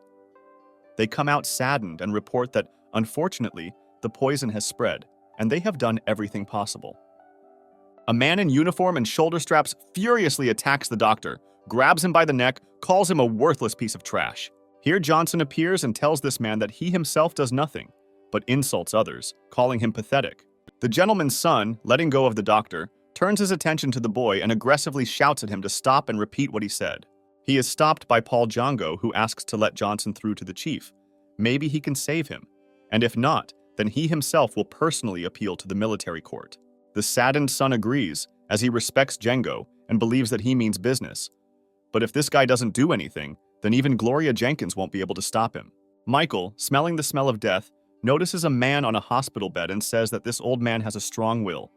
Anyone else in his place would have already passed away, but this one still manages to breathe. Johnson holds up some kind of pill in his hand and says that the man is lucky to be here. He gathers his power in his hands, they blaze with green fire, and in this tension, immortal needles are created. The god of medicine directs these needles into the dying master's body. Shouting a spell, they pierce his chest and expel the poison. 5 minutes later, a satisfied Michael sighs tiredly, saying that in 5 minutes the gentleman should wake up. He wonders who this man is and hopes that he did a good deed for the country.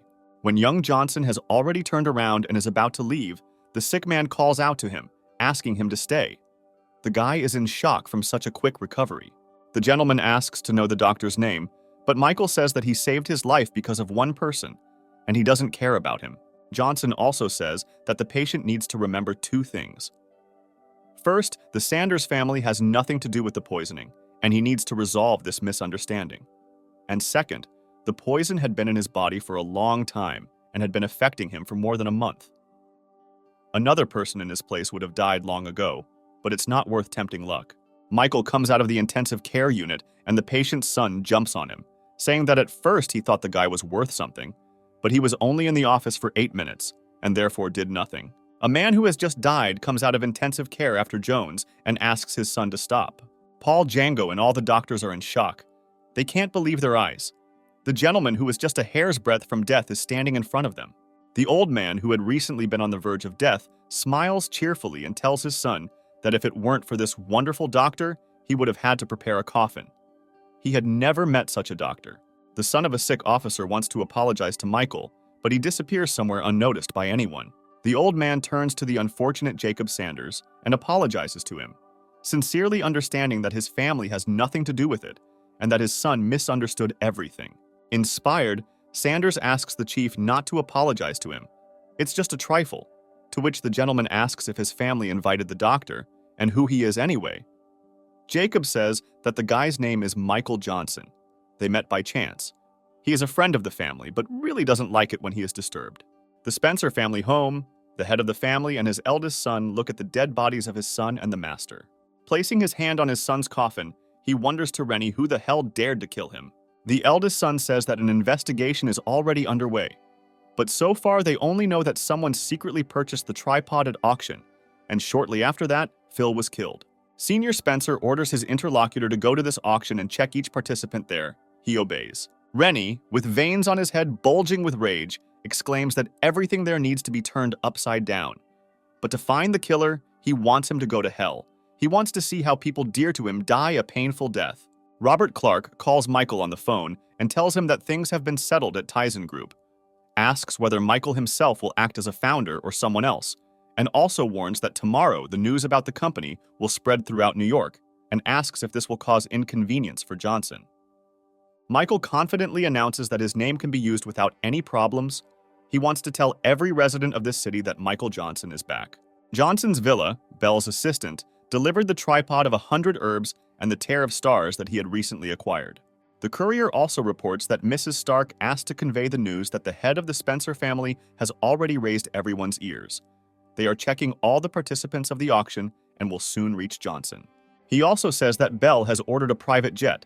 If the gentleman agrees, they can immediately send it to Salt Lake City. Their residence is located there, so the Spencer family will not get him there. Michael understands Stark's concerns, but is not going to run away from problems. The assistant is very surprised that Mr. Johnson actually wants to confront the Spencer family. How is that even possible? Michael sends Belle's man out of the house and gets ready to try out his new acquisition. The protagonist adds the herb to the alchemical furnace, lights it with his superpower, and says that the medicine consists of 9 components, and each ingredient consists of 9 more. The higher the grade, the more complex the pattern, and the better the effect. Michael is about to try to improve the aura cleansing and cultivation acceleration pill, but he doubts that it is possible. But the tripod starts to glow very brightly with a turquoise color. An improved version of the old pill quickly flies out of the alchemical furnace, and Michael is delighted with the result. He looks at this pill and reasons that he initially thought that there would be 3 ingredients and 3 lines, but it exceeded all his expectations because there were 7 lines of ornamentation. Michael is delighted with the tripod of 100 herbs. He of course knew that it could improve the quality of medicines, but he did not think that it would be so much. But everything turned out exactly like this. The money will flow like waterfalls. Young Johnson pops a bright pill into his mouth, beginning his cultivation. The main character bursts into orange flames, which completely engulf him. A red fire bursts out of the guy's eyes and mouth in a bright beam, illuminating everything in the area. Michael feels incredible power and transition to the 6th realm of enlightenment. Laughing, says that the effect is not bad and admires the greatness of alchemy. Michael stands over the alchemical furnace and realizes that in one evening, he has jumped 2 kingdoms higher, not believing what is happening. He catches the stone that his father once gave him, and notices that the stone has changed not only in size, but also feels different now. Michael decides that he needs to visit the Rebirth Cemetery again. Finding himself in a cemetery, he approaches one of the tombstones and believes that this time he will be able to notice something due to the fact that his state has changed. Now it can feel everything. You just have to want to. Even call upon some legendary warrior Claude Crank, the Fist of Death. But he also feels that if he summons it once, the tombstone will crumble to dust, and such a trump card is clearly worth keeping up his sleeve. Jessica's apartment. The girls read the news on the internet that the Tizen Group, which disappeared 5 years ago, is returning. Sarah realizes that she has heard about this company somewhere, and Jessica explains to her that the Tizen Group was created by Michael's father, but for some reason suddenly disappeared. and now it is returning. Then the girls notice another piece of news. The director is Michael Johnson. Shocked, Sarah remembers Michael's words that he wanted company for himself and wonders if he really did it just to spite her mother. The meeting of directors in the Vox family, everyone also learns that the Tizen group has returned, and the younger Johnson is the director. Lucy Vox doesn't understand how this is possible, because he should be dead. What is this guy even planning? The director reports the results of the investigation. Michael Johnson, who runs the company, is the very child who fell into the lake 5 years ago. The head of the company shows his photo from the registration on the big screen. Lucy recognizes in this guy the same ancient warrior who insulted her so much. He is also the same Johnson. How could a representative of their family even become a warrior? The very appearance of the company does not frighten the Vox family. What is more frightening for them is that all the previous management and the company office were destroyed without a trace. This means that the Tizen group is built on a sea of corpses, which means that it can already become a threat, and therefore, we need to find out who is sponsoring it. The head of the family recalls that Johnson was once interested in Lucy, but she says that he is not worthy of their family, because he ended up in the spotlight because of a sense of shame and thanks to someone's support. If the latest news is to be believed, Johnson is backed by Robert Clark and his company. Although he was sick with cancer, he somehow survived. Apparently, he was so crazy. He says he wants to know what happens next, because no one in their right mind would join him if they knew New York. Megan Walsh, sitting in her mansion, learns the popular news and then laughs at Johnson's attempts to undermine the Walsh family's position. She orders her man to send a letter stating that any person or company that dares to send flowers to the opening ceremony of Tizen Group tomorrow will become an enemy of the Walsh family. The subordinate believes that thanks to the family's authority, not only will Johnson's company be left without employees, but it will also hit the Clarks. Michael is sitting in his villa and meditating when he receives a call from Clark. He reports that things are bad, that the Vox and Walsh families are going to ban the Tizen Group from operating. 3 other large families have supported this idea. No one will dare to go to the ceremony tomorrow. Michael takes this news calmly, saying that those who want war will get it, and also says to leave it to him, because he wants the Tizen Group to not just start working, he is going to burst in triumph. Michael returns to Jessica's house. The main preparations for the event are complete. Locke wanted to attend, but Johnson decided that it was better for him to act from the shadows. The girls pounce on the guy with questions about where he's been for the past 2 days, why he hasn't contacted them, and whether he's really the owner of the Tizen Group. Michael awkwardly reveals that he is indeed something of a boss. To be honest, it is his father's business, but he considers it, to some extent, a family affair. Sarah, in tears, rushes at the guy, asking him to forgive her, because she didn't think that her mother would use her family influence to harm his company. She even called her, but it was all in vain. Sarah thinks that Michael tried so hard, but because of her all his work will go to waste. But Johnson pats her on the head and tells her not to take it personally. He says that if she really feels guilty and bad, then she should just kiss him on the cheek and comfort him. But then, to the main character's surprise, the girl actually kisses the guy. Jessica thinks with tears in her eyes that there was something between them before. Michael reassures the girls that everything will go well tomorrow. No one showed up for the ceremony. Everyone was watching the hype while Clark was the only one standing on the red carpet. He waits for Mr. Johnson, not believing that he will leave him alone in such an awkward position. A man in glasses approaches Robert. Clark is sincerely glad that his old friend came despite everything. The man says that despite their long-standing friendship, he is here to tell them it is time to stop. He has no business helping this worthless person from the Johnson family. Here, the hero of the occasion himself appears and asks what the men are talking about. The men start throwing loud words at each other. Clark says that he is very glad if his friend is here for support. But if not, let him get out of here. And he says that he came to save Robert. Because if he gets involved with this piece of shit, he will certainly die. And if he does not come to his senses now, he will lose all their joint projects. Passions between former friends are becoming increasingly heated. Clark himself refuses projects, and his friend says that he is a fool and he no longer needs his company and wishes him luck while waiting for the moment when 4 influential families come for his soul.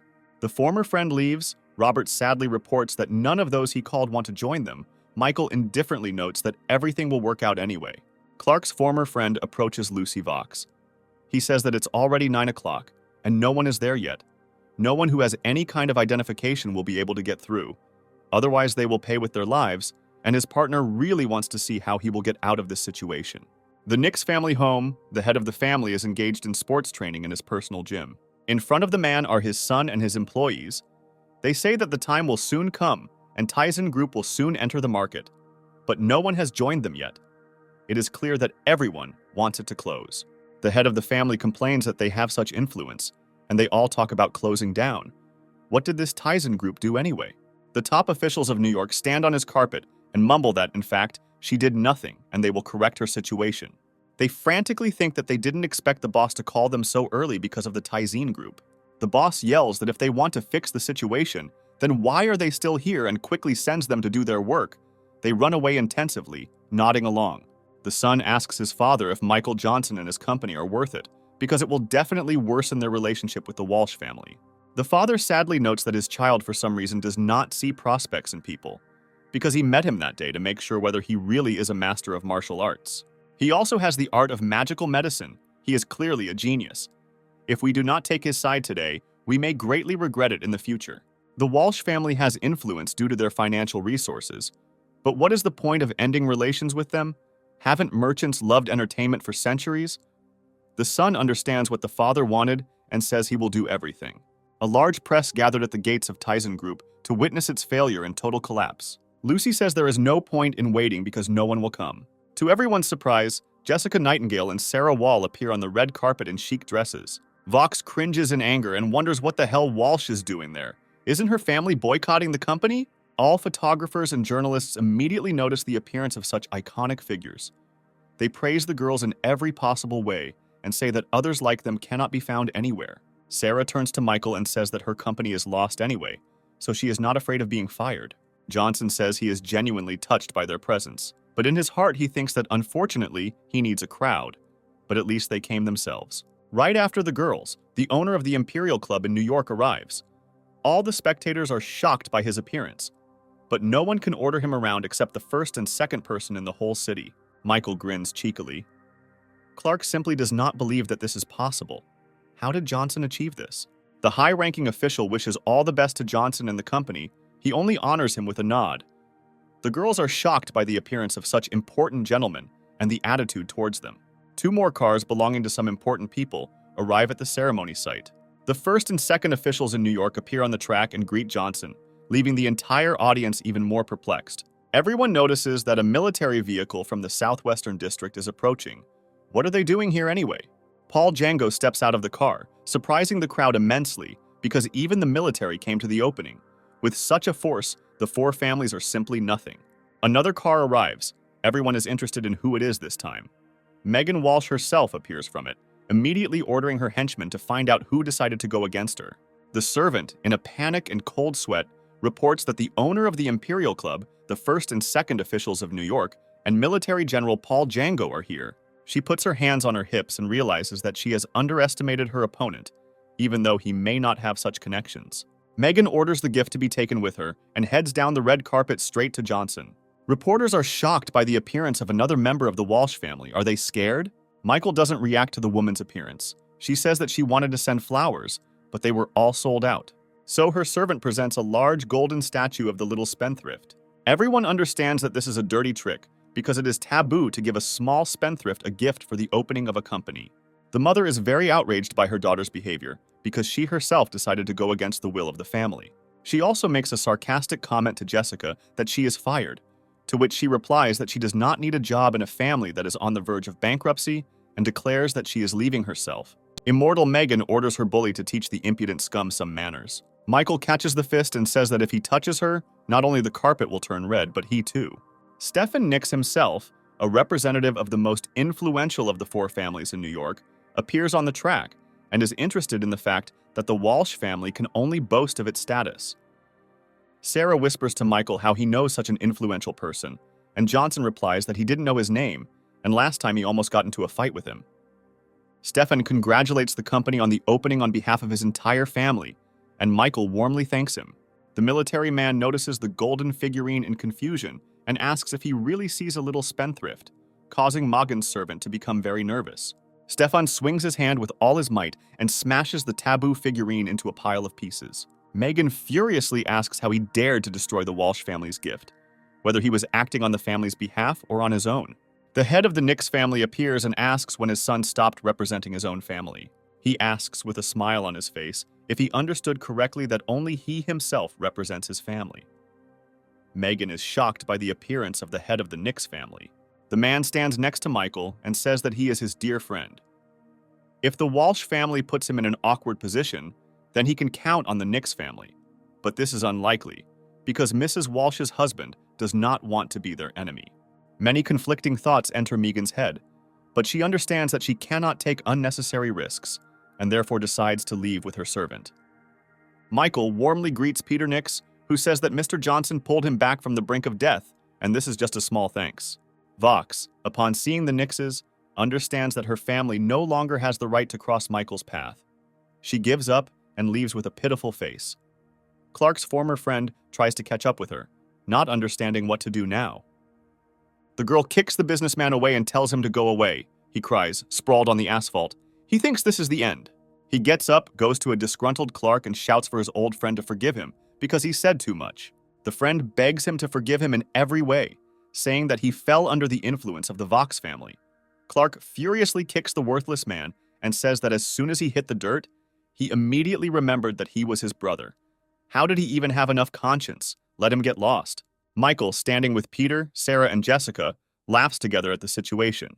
The loser runs away, and Michael sincerely praises Clark for such an act. Johnson raises his hands and shouts the start of their celebration as fireworks are launched into the sky.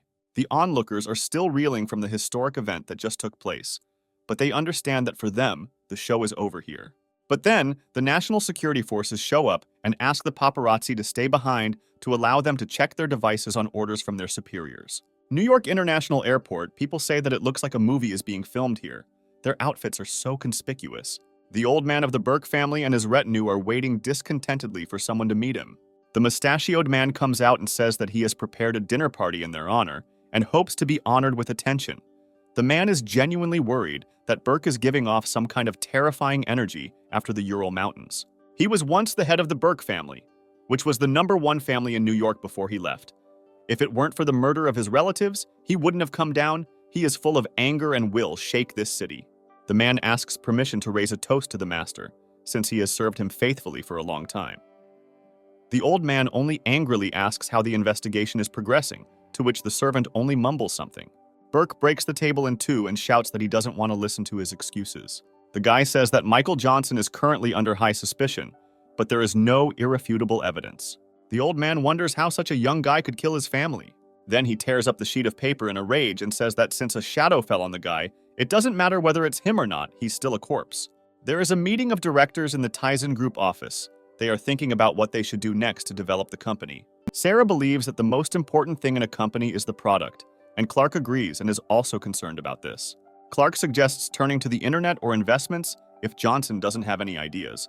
But even so, they won't catch up with Walsh's company in 6 months. Michael calmly says that they will not be involved in the internet, let alone investing. He says that his company is only involved in industry because it is unimaginably profitable. The head of the company puts 2 sheets of paper on the table and says that the first course will make a woman at least 5 years younger, and the second is a pill that prolongs the life of old people by 3 years. The company's staff is very confused by what Johnson has reported, because a drug with such an effect is literally an elixir of immortality. Clark swears that Mr. Johnson is not lying because he saved his life with the help of this pill. The anonymous directors say that this product is the best in the world and that it is quite possible to overtake the Walsh family with it. Michael reveals that he has 2 conditions for production. The first is mass production, and the second is that the formula must remain a top secret. Johnson threatens that if anyone spills the beans, it will cost them their life instantly. Robert gets up from his seat and in a soldierly manner says that the Tizen Group will shake New York if they give him a month. Michael readily believes in his allies' capabilities and suggests dividing up the responsibilities. Jessica is responsible for marketing. Sarah is also about to run, but she is interrupted by a message.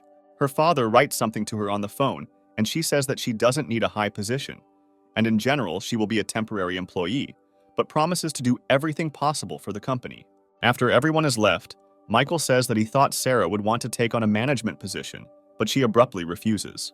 The girl shows her phone and says that in 5 months there will be a wedding between her and a member of the martial arts family. She has no choice. Sarah sits alone in the room.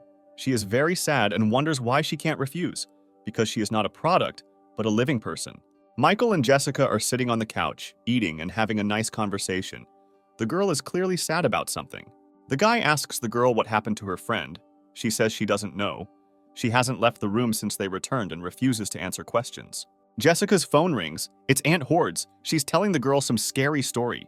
The girl hangs up and turns to the guy with a very scared face, telling him that this is serious, and asks him if he knows Link Moresby. Michael is surprised to hear this name, because this is the son of the owners of the cafe where he often ate as a child. He remembers that when everyone turned away from Johnson, only Link remained with him. He was too kind and stupid. But still, Michael perceived him as his best friend.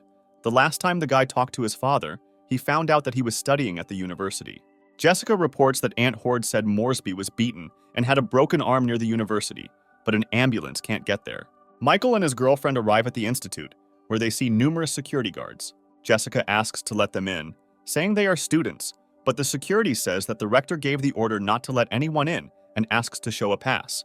Michael can't take it anymore. He goes up to the fence and throws the heavy fence down in anger, leaving the guards confused. Johnson tells them that the university is a temple of knowledge, not a place for violence. He came here to save people, and if anyone dares to interfere with him, he will break their legs. The guards fall to their knees before him and answer that they will not dare to stop him. Let him pass. A beating is taking place on the territory of a men's dormitory. A crowd of people have surrounded the attackers and the victims.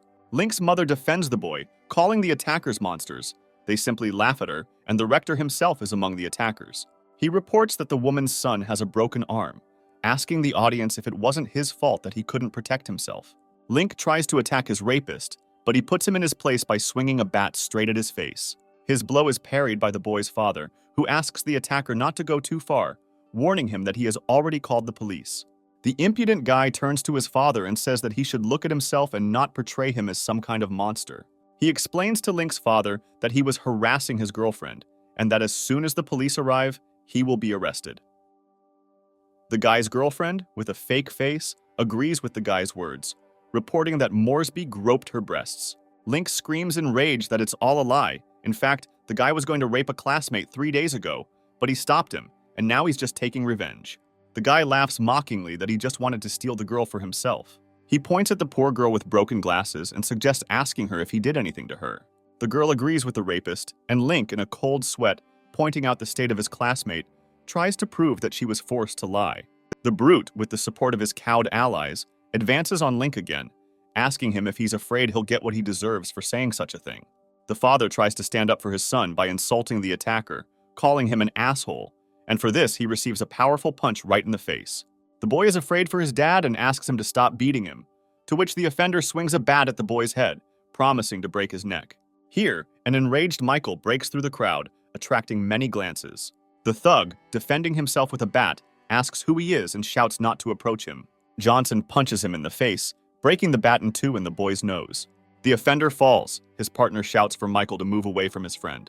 Johnson sends his opponent high into the air with a powerful uppercut, indifferently telling him to get lost. Link Moresby is shocked by what he saw and sincerely does not understand where his friend came from. Michael says he will answer his questions later, but now, handing him a pill, asks him to take it, explaining that then his wounds will heal and he will feel better.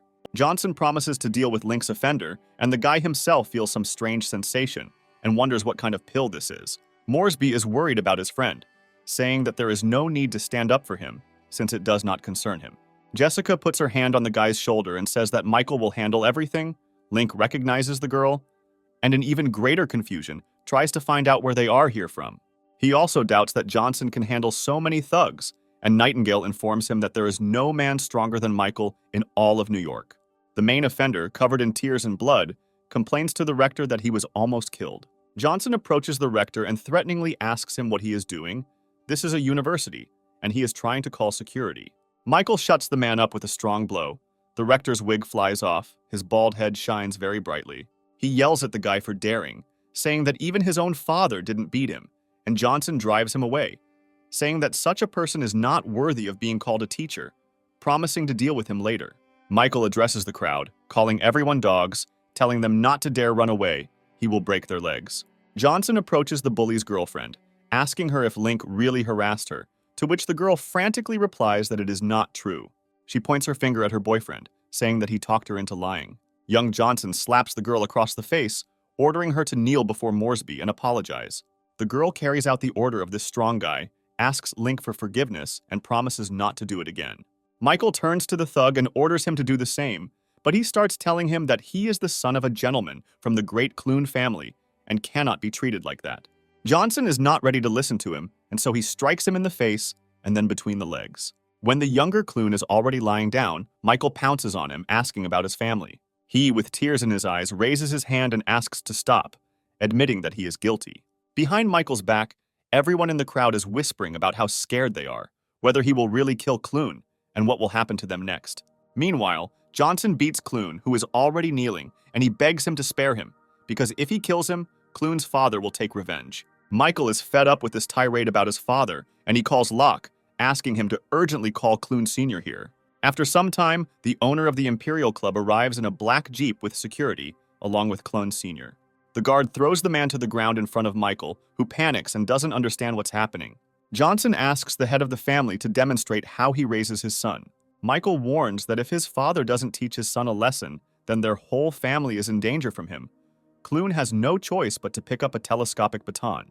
The younger Clune begs his father not to touch him, and he hits him hard with a club, saying that he is a fool. He doesn't even understand who he insulted, that Johnson is a close friend of Master Do himself from the Imperial Club, and now even killing him is not enough. The Master himself. Do watches what is happening. Michael, seeing that he is impatient, asks him to deal with the rector and with everyone present here, except for the girl whom Moresby saved.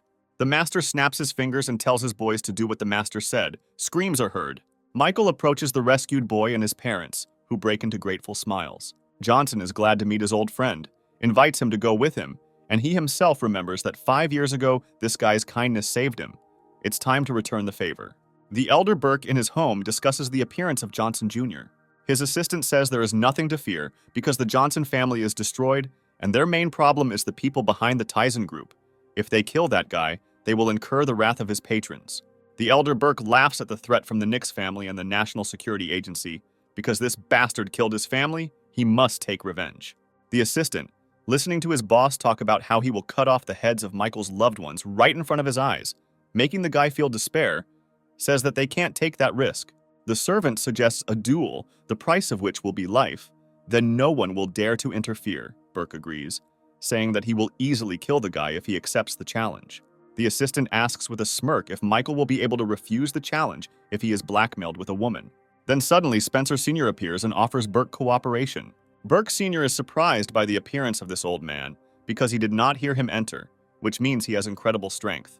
The owner of the house asks the Master what brought him here, and he laughs. He pokes at Michael's photo so hard that his finger goes through the table. Burke wonders if such a man really has a grudge against this young man, and he replies that this scoundrel killed his son. The head of the family happily invites Spencer to sit in the chair, announcing that their families are now allies. Spencer immediately offers his plan of revenge on Johnson. He found out that there are 2 girls important to him, and he can contact one of them. This method is more effective and painful for the guy. The Master also adds that he is ready to send 3 of his best people. Burke agrees with the plan, and is also ready to provide 4 of his students. They want to see how the guy will cope with this. In the morning, Michael and Jessica are sitting at breakfast. The guy asks how Sarah is doing. The girl replies that yesterday her friend returned with swollen eyes. Apparently, she cried a lot. Sarah doesn't answer questions, went to bed early and still hasn't woken up. Jessica wants to go bring her breakfast. Johnson says that this is unnecessary. If she wants, she will tell everything herself. He gets up from the table and warns the girl that he is leaving to meet with Link. Michael also adds with a sarcastic smile that the girl had better not forget about work, otherwise he will cut her salary. The girl suddenly pinches the guy and with frightened eyes asks Michael if he is still Michael, because 5 years ago he behaved differently. She has a feeling that they live in different worlds. Johnson replies that in his life, he has understood one thing. People have 2 options, either play by someone else's rules or dictate their own. He likes the second option better. Opening the door, the guy adds that so that the girl doesn't worry about it, he will always be with her. Everything he does is his choice. Johnson sits on a bunk in the dorm with Moresby and talks to the guy. From the doorway, other students watch them, admiring his power and strength. Michael notices them and asks with a displeased face if they want to come in. The students quickly disappear, asking for an apology. Johnson notes that after yesterday, no one will dare to mock Link anymore, and the guy says that everyone already bows their heads before him and fears him. Michael, hugging his friend, says that in the world everything is decided by force, and rules are just a tool for subjugating the weak. They strengthen the power of the strong. Johnson takes out some blue book and offers Link to become stronger, but he is not going to force him. The guy, without thinking twice, takes the book and says that he will never allow anyone to bully him and his parents again. The book describes the technique of rolling out a purple cloud. It will give answers to all questions. Today, Link must write down all his thoughts in it and burn it, but no one should know. Moresby realizes what an important thing his friend gave him. Michael warns him that the path of martial arts is extremely dangerous and reminds him that it is very important to protect your heart. Michael understands that he won't be able to come to the rescue every time, so he needs to teach Link to defend himself.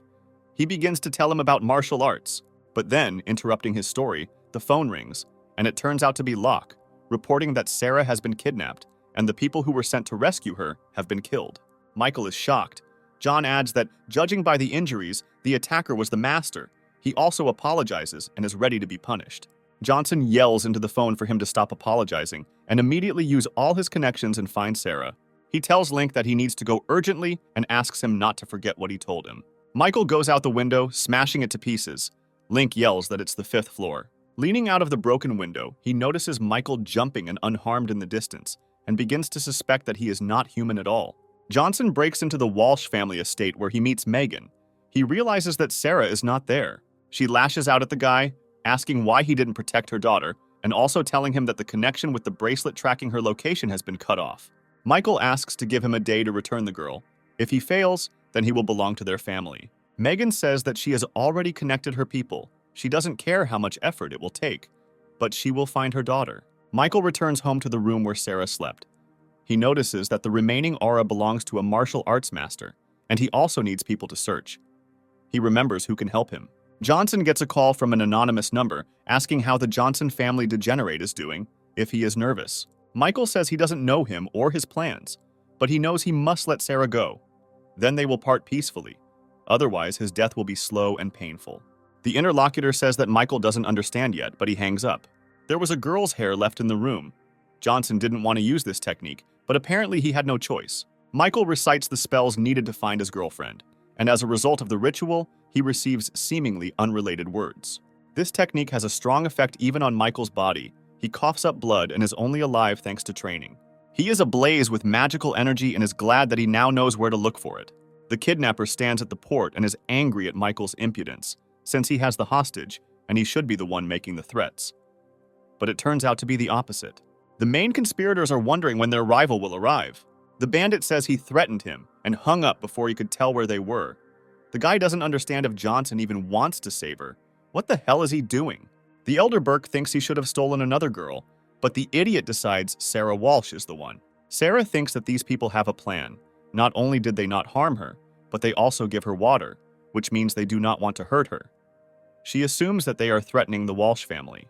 The guy holds the bottle up to her and tells her to drink, but she refuses until they identify themselves. Otherwise, they will have to act at their own risk and deal with the consequences of insulting her family. He throws the bottle and says that he doesn't really need her to drink. She seriously wants him to treat her properly. He can easily kill her. Some kind of sound signal appears. The bandit notices that his sensor has been triggered, which means that someone is approaching. The guy flies up into the air and wonders in bewilderment how they could have been found. It seems he has some connections of his own, and maybe even information channels. And was it really him who came at all? Whoever it was, it doesn't matter. Because Burke sent 4 masters, and his family sent 3 masters of lower rank, he definitely intends to kill Michael with his own hands. He suddenly steps into a pool of someone's blood, looks up in bewilderment, and shouts that he will kill. Michael stands surrounded by the conspirators, all dead or badly injured, his eye glowing red as he looks at the last one remaining. Michael exclaims importantly that he noticed another one. The last bandit nervously thinks that it is impossible and unbelievable. He took out 4 of Burke's students so easily. Not understanding what happened, he panics and decides to run away before Johnson decides to kill him too. Michael turns out to be faster. He has already come very close to the bandit, and with flames in his eyes tells him that he is a corpse. The protagonist grabs the kidnapper by the head and with all his magical power slams his head into the floor. The bandit moans through the pain that he cannot die, otherwise the consequences will be terrible. Michael says that he doesn't hear his squeak and also that he gave him a chance, but he didn't take it, so let him be responsible for his actions. Johnson appears in front of the container in which Sarah is sitting and says that he has come to save her. The girl throws herself on the guy's neck and says that she could not even imagine that he would come to save her. He is sincerely glad that she is not injured. Michael asks if she can go and then says they are going home. Sarah notices blood on Michael's hands and wonders what happened and where the kidnappers are now. The hero regretfully reports that they are all dead. He simply had no choice. The girl screams and understands that Johnson alone defeated very strong masters. She heard that her fiancé is also a master. She thought that he couldn't be compared to Michael, but it turns out that he is not so simple. Sarah thinks that if her father finds out about Michael's power, he will change his mind. And then she finds herself thinking about becoming Johnson's wife. But this is not such a bad option. Michael picks her up on his shoulders. Sarah indignantly asks what he's doing, and he replies that she thought for too long, so he decided to take matters into his own hands, because most likely he won't be able to stay on his feet. At first, she's very indignant, but then she allows him to carry her if he wants to. Sarah decides to hold on to that thought. This guy may be weird, but she feels safe with him and can rely on him. The main conspirators look through the magic picture at the death of all the warriors. They see how the guy mocks, looking straight at them. Their will is unshakable, so they will destroy him at any cost, no matter how strong a master he may be. They talk about challenging him to a fight, and they are both happy with that outcome. They think they should play it safe. If he agrees, they will ask Master Ree to take on the role of judge. Burke wonders if this is really the master who is in the top 400 in China. Jessica's house, and angry Megan asks if her daughter is really okay. She wonders who dared to kidnap her, but Sarah gently informs her that everything is fine and that it was actually a mistake. The mother is furious. She doesn't understand since when kidnapping is considered a misunderstanding, she wants to take her home. The girl says that she is protected here. Megan says that her father brought 3 guys from the province for protection. They are much more reliable than anyone. Michael says that if Miss Walsh doesn't stop, he'll have to intervene. She knows it's best not to cross this guy. Megan says she's not forcing Sarah, but her grandmother came from abroad to attend her birthday. Let her come for the party and then she can come back here. Sarah doesn't believe that her grandmother has returned from abroad and really wants to see her. The mother says that she has no reason to deceive her daughter, and she thinks, slightly embarrassed, that she has been doing this literally her whole life. Sarah wants to know Michael's thoughts, but he lets her go calmly. He allows her to return whenever she wants. Sarah enthusiastically says that she will definitely come back and will never abandon Johnson. They shake little fingers, and the guy promises her that everything will be as he said. Sarah almost forgot that she had made a plan for the Tizen group's work, then passes it on. The girl doesn't know what level of competence Clark has, but she can also be relied upon. Michael has no doubt that she is earning her salary. Sarah and her mother say goodbye to Michael in good tone and leave. Michael tells the girl not to worry and thinks that Jessica and her family are now in danger. He believes he has a few whole days to sort out the problem. Someone rings the bell. The guy thinks that Sarah forgot something. Michael looks through the doorway and sees a little boy there, wondering if he is Uncle Johnson.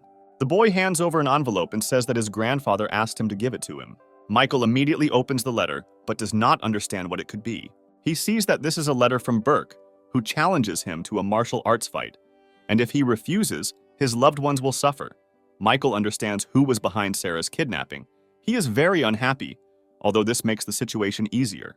Someone else knocks on the door. He opens it with displeasure, and there is Belle Stark. She asks with displeasure whether he received the challenge to the Master's fight. He asks with some relief where she got this information from, if he himself only just found out. She says that this was decided a long time ago, and now even the most important people in New York know about it. By the way, this is how the Masters solve almost all their problems. She says that he should refuse, because everything here is done in such a way as to kill him. But Michael does not understand why he should refuse if he himself wanted to kill him. Belle shouts that Burke received the title of Master 10 years ago and went to the mountains to practice so that he would not be watched. Even her father would not cross someone like that. Michael calmly says that he will accept the challenge, although he thanks him for his concern. The door slams shut right in front of the girl, leaving her confused. She calls her father and says that unfortunately, she was unable to dissuade Michael from participating. Her father reassures her, saying that they did everything they could. Father says that we need to call the funeral home and at least arrange everything after his death, if they couldn't help like that. After the conversation, Belle silently looks at her phone, not knowing what to do. Michael sits and thinks discontentedly that she could have cheered him up, because he could deal with this old man with one hand. Then Johnson's phone rings. It's John Locke. Michael doesn't understand why he called. He says that Burke is one of the 600 best warriors and asks if he should be sent to kill him. Johnson says he can handle it himself. He's more concerned about what to do with the bodies in the port. Locke says it's all been done. John starts talking about Burke having some kind of unique technology, but Michael hangs up. Michael is outraged that they are trying to help him even after he refused. His phone rings again. The guy no longer understands who else it could be. It's the head of the Nix family calling. Johnson can't stand it anymore. After a few more calls, the main character is already furious from the various kinds of support from his acquaintances. Why no one believes in him? Robert calls. The guy already thinks that he is also trying to dissuade him. Clark doesn't understand what he's talking about, and Johnson remembers that he has no idea about the world of martial arts. Robert says that the product they are producing is quite unusual, and therefore the Control Bureau does not want to accept it. He had to say this. Michael says that he will think of something. He is thinking about contacting the Nixes. The phone rings again, and Johnson thinks that someone else is trying to dissuade him or intimidate him.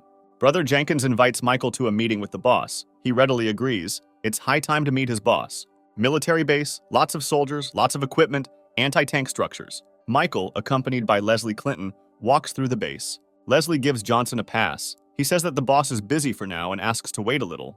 They stand in front of the door. Clinton reports that Michael is already here. The huge double doors open and Michael steps in and goes to the long-awaited meeting. The man looking out the window tells all about Johnson's relatives and murders of famous people, which are carefully hidden. He turns around and says that just his description scares many people. What happened to him that made him so strong? He also wonders where he got the courage to take on Burke's challenge. The man asks if the guest wants tea and pulls the mug towards him using his powers. Michael catches the cup and says it's just empty talk. The man reflects that the cup was filled with pure energy. A person would not be able to catch it, and a non-strong master would be torn apart. His name is Mark Seed, and he heard that Johnson wants to cooperate. If he wants to join the special forces, the man is ready to help him. Michael says that this is not what he needs. His company produces one drug. He would really like help to get it on the market. Mark says it's easy to arrange, but he's interested in what he'll get in return. Michael throws his magic pill hard and sharply straight at the soldier. He says he can provide about 200 of these, and he's not going to bargain. Sid realizes that this pill has incredible healing properties and many patterns. He must take advantage of it. The soldier says 500 of these magic gadgets, and he will agree. The guy is about to leave. Mark stops him and says that he agrees to 200. Michael says he's changed his mind and offers only 100, then gives him 5 seconds to think about it. The soldier understands that the young man does not take him seriously and agrees to 200. He asks that Leslie Clinton come to him tomorrow to pick up the shipment. The guy leaves, slamming the door. The man thought that Michael would go out of his way, but it turned out to be completely the opposite. It's incomprehensible. Leslie comes in and asks if they should do anything about the duel. The commander says he will talk to his superiors about it. He says that if they want to kill the boy, then the documents will at least protect him. Michael prepares materials to create 200 improved magic pills. Johnson gets a call from Jessica, asking why he's not home at this time and where Sarah is. Michael says he is in his new villa and Sarah has returned home voluntarily. Jessica says that the prices for the villas here are higher than the cost of the companies. And Michael gives the address and says that the gates will be open, leaving the girl in shock. The phone call ends. The girl pouts and says she'll check right away. 10 minutes later, she's already standing at the gate of the villa and is about to enter the gate. She comes in, apologizes for disturbing you, and says she's Michael Johnson's girlfriend. The guy levitates in the air and directs his power into the tripod, which blazes with magical flame. Jessica is nervous and doesn't understand what is happening. She doesn't believe that she really sees it. A multitude of pills fly out of the alchemical furnace. Michael, with his tongue hanging out, catches them in a bag. Jessica, shocked by what she saw, wonders if this is really his house. He says that this is now her home too, grabs her hand, and leads her to show her the surroundings. Jessica is amazed by the luxury of the furniture, saying that this can only be seen in a dream. Michael brings her into the bedroom. She happily plops down on the bed and is surprised by its properties. She doesn't want to get up from it. He says that he is giving her the bed as a gift. Since she liked it so much, she can move in tomorrow. Jessica, confused, asks if this is a prank and why she needs to give him so many things. Johnson enthusiastically says he owes her much more than that. Jessica thinks it's because of what she did 5 years ago. Anyone would have done the same. It's not worth it. She pounces on Michael and says that she is very angry because he got a real palace. This time, even he is in shock. She would really like to live with him. There are so many rooms here, she won't have to share a bed with Sarah. Mike leaves, and Jessica thinks that if he treats her like this only out of gratitude, then nothing will come of it. The girl brings breakfast for Johnson and asks if he has prepared a present for Sarah for tomorrow's birthday. Michael thinks about how quickly time has flown by, says that he will come now and leaves. Johnson meets with Leslie to deliver the precious pills. Michael hands over the pills, but the soldier mistakes them for breakfast, and he is surprised to say that these are the promised pills. Leslie is shocked that such valuables are kept in a bag. He takes them and hugs them. The commando orders the car's security to be strengthened, and the soldier says it's already safe, and Leslie explains that he doesn't understand the importance of the pills. Michael calmly says that there is no need to worry so much. If something happens to them, they can still contact him. Leslie is glad to hear this. He says that his commander will protect Johnson, no matter what traps are prepared for him at the Battle of the Masters. The tea house with Master Ree in it, and Burke and Spencer sitting in front of him. Burke is very nervous from the realization of Ryo's superior strength. Because he is in the top 400 warriors, he will not reach such a level. He has been the head of the province for the past 10 years, and he is also the vice president of the Martial Arts Association. Many dream of becoming a part of it. The master asks why they don't have some tea since he was invited here. They deeply respect Ryo and give him a gift in the form of an item, a link to the martial arts world, which should help him. The master is pleased with such a generous gift, the millennial spirit, but considers it expensive, but the interlocutors insist. Ree says that Burke can apply to the Martial Arts Association for 2 more years, and he thanks him. Spencer asks the master what he thinks about tomorrow's fight with the Johnson boy. Ree replies that he is just a boy, and asks what there is to be afraid of. Burke replies that although the boy is not very strong, he bought a forbidden pill at an auction and can take it before the fight. Then his power will increase. Master Ree exclaims that if the boy dares to take the pill, he will die before Burke's eyes. Spencer continues to pull the wool over the eyes of his ally's teacher. Ree says not to add fuel to the fire. He understands that these two want to take revenge on him for the death of his sons. The master says that Johnson is the scum of the martial arts world. He promises that the guy will not be saved tomorrow.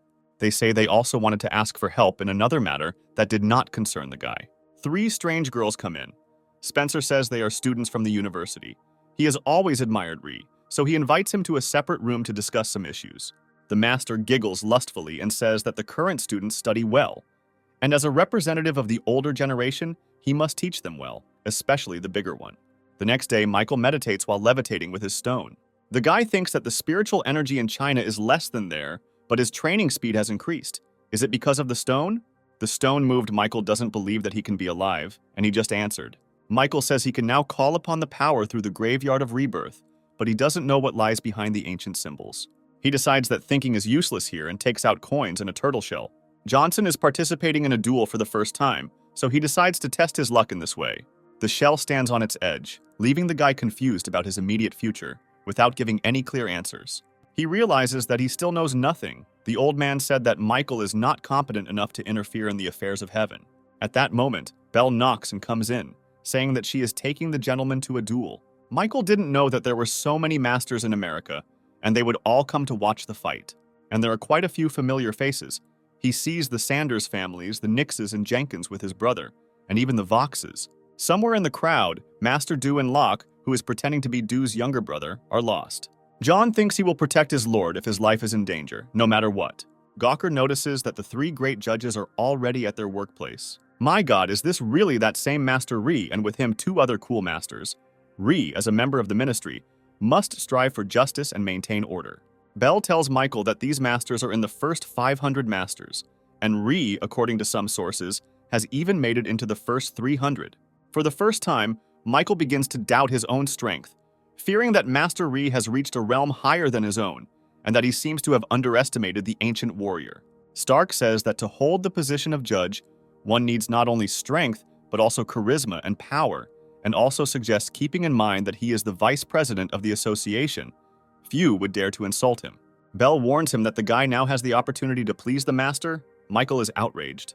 They pay attention to the second judge, Master Me. His family is very strong. If Michael has a good relationship with him, then Burke will not be able to touch him.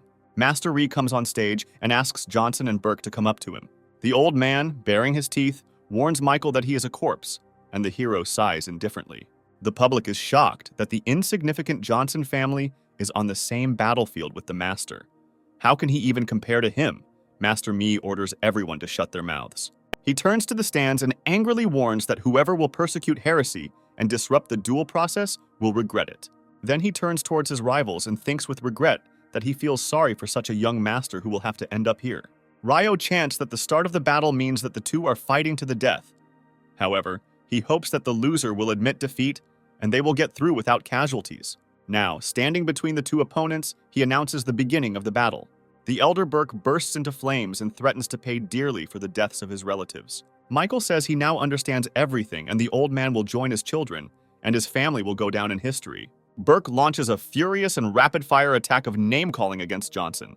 Michael jumps back from the blow and happily announces that he cannot be defeated with such a crude technique. Burke throws 10 of his fists into the air towards Johnson. Michael blocks both hands, and another of his essences stands behind him and says that the opponent is just a turtle. Onlookers notice that Master Burke is rapidly losing control of the situation. Burke, upset that the battle did not end immediately, yells at Michael that he is a degenerate and only knows how to dodge. Michael, with an angry face, says that he can play with the Master for a long time, but he wants to see what a lousy family these Burkes are. From these words, the Master bursts into streams of strong blue flame, his eyes glow, and he wishes for his enemy to die. Johnson and Burke meet with their fists filled with millions of particles of magical energy. Michael smiles wryly and notes that his opponent is weaker than he thought. Michael's fist sends the enraged opponent flying, leaving him in shock and falling to the battlefield. The judges note that Burke trained for so long and got hit by a kid. How is that possible? Bell exclaims in admiration about Johnson's strength. Locke smiles contentedly and thinks that Michael really deserves to be called the ruler. The protagonist tells Burke that he, with such power, allows himself to be defeated by the younger ones. His family definitely deserves to die. Burke, in a cold sweat, says that he didn't mean to use his special move, but Michael leaves no choice and the old man rushes into the attack. Michael feels the familiar power of strong cultivation. Once this art is applied, it causes great damage to the internal organs. Now the guy understands why the old man spoke about retribution. The judges note that a blow of such force means inevitable death. Burke flies at the guy. His force field creates the shape of a palm. Michael notices that this is not a technique, but a pathetic trick. The Master crashes into Johnson, taking him deep into the ground, and a bright column of light shoots out of the hole. Belle and John are very worried about their friend, and Lucy is glad that finally at least something was able to kill her enemy. Spencer is angry that Michael doesn't deserve such an easy death. He feels sorry for the Burke family. As the smoke clears from the impact site, everyone notices Michael alive and the body of the Master. Spencer only says that this can't be. Judge Ree is in complete shock. He notices that the guy didn't even have time to accumulate energy. He understands that Michael simply put his fist under Burke's swift attack, but he doesn't know how he was able to break through such power and fight back. Judge Ree himself flies up to the guy in a murderous attack and tells him that the fight is over, but if the guy wants to die, he first needs to defeat him. Michael doesn't understand why the judge, who was pushing for justice, didn't stop Burke's deadly attack. The guy says that the old man is not the only one who will die today. A dog named Ree will go after him. Spencer sneaks up behind Johnson while he is distracted by Master Ree. He makes a dishonest attack from behind on an unsuspecting guy. Locke screams for the Overlord to turn around. He didn't expect them to flout the rules so blatantly. Spencer's sneaky strike is successful and penetrates Michael's flank defense. Now the opponent is about to strike at the head, but the guy is already preparing his counterattack. Michael knocks the crap out of Spencer with one punch, leaving his opponent's attack ineffective, yelling at Spencer that he's an old bastard who likes to sneak attack. He says he will send him to the next world, and then delivers a series of magical blows. Michael, in a state of bloody rage, continues to deliver multiple blows. The other judges realize that he just instantly defeated the head of the Spencer family, who was ranked 514th in America. Master Ree can't believe his eyes. Spencer is torn apart. He wonders what kind of technique Johnson used. Burke begs the Master for help because Johnson could destroy him too. Ree seriously says that as long as he is here, the kid will never dare to kill him. The last Burke is instantly hit in the forehead by an energy blast, leaving Rio in shock. Michael says that even if Jesus himself came to his aid, he would not be saved. Michael clearly provokes Ree by saying that he didn't seem to want the killings.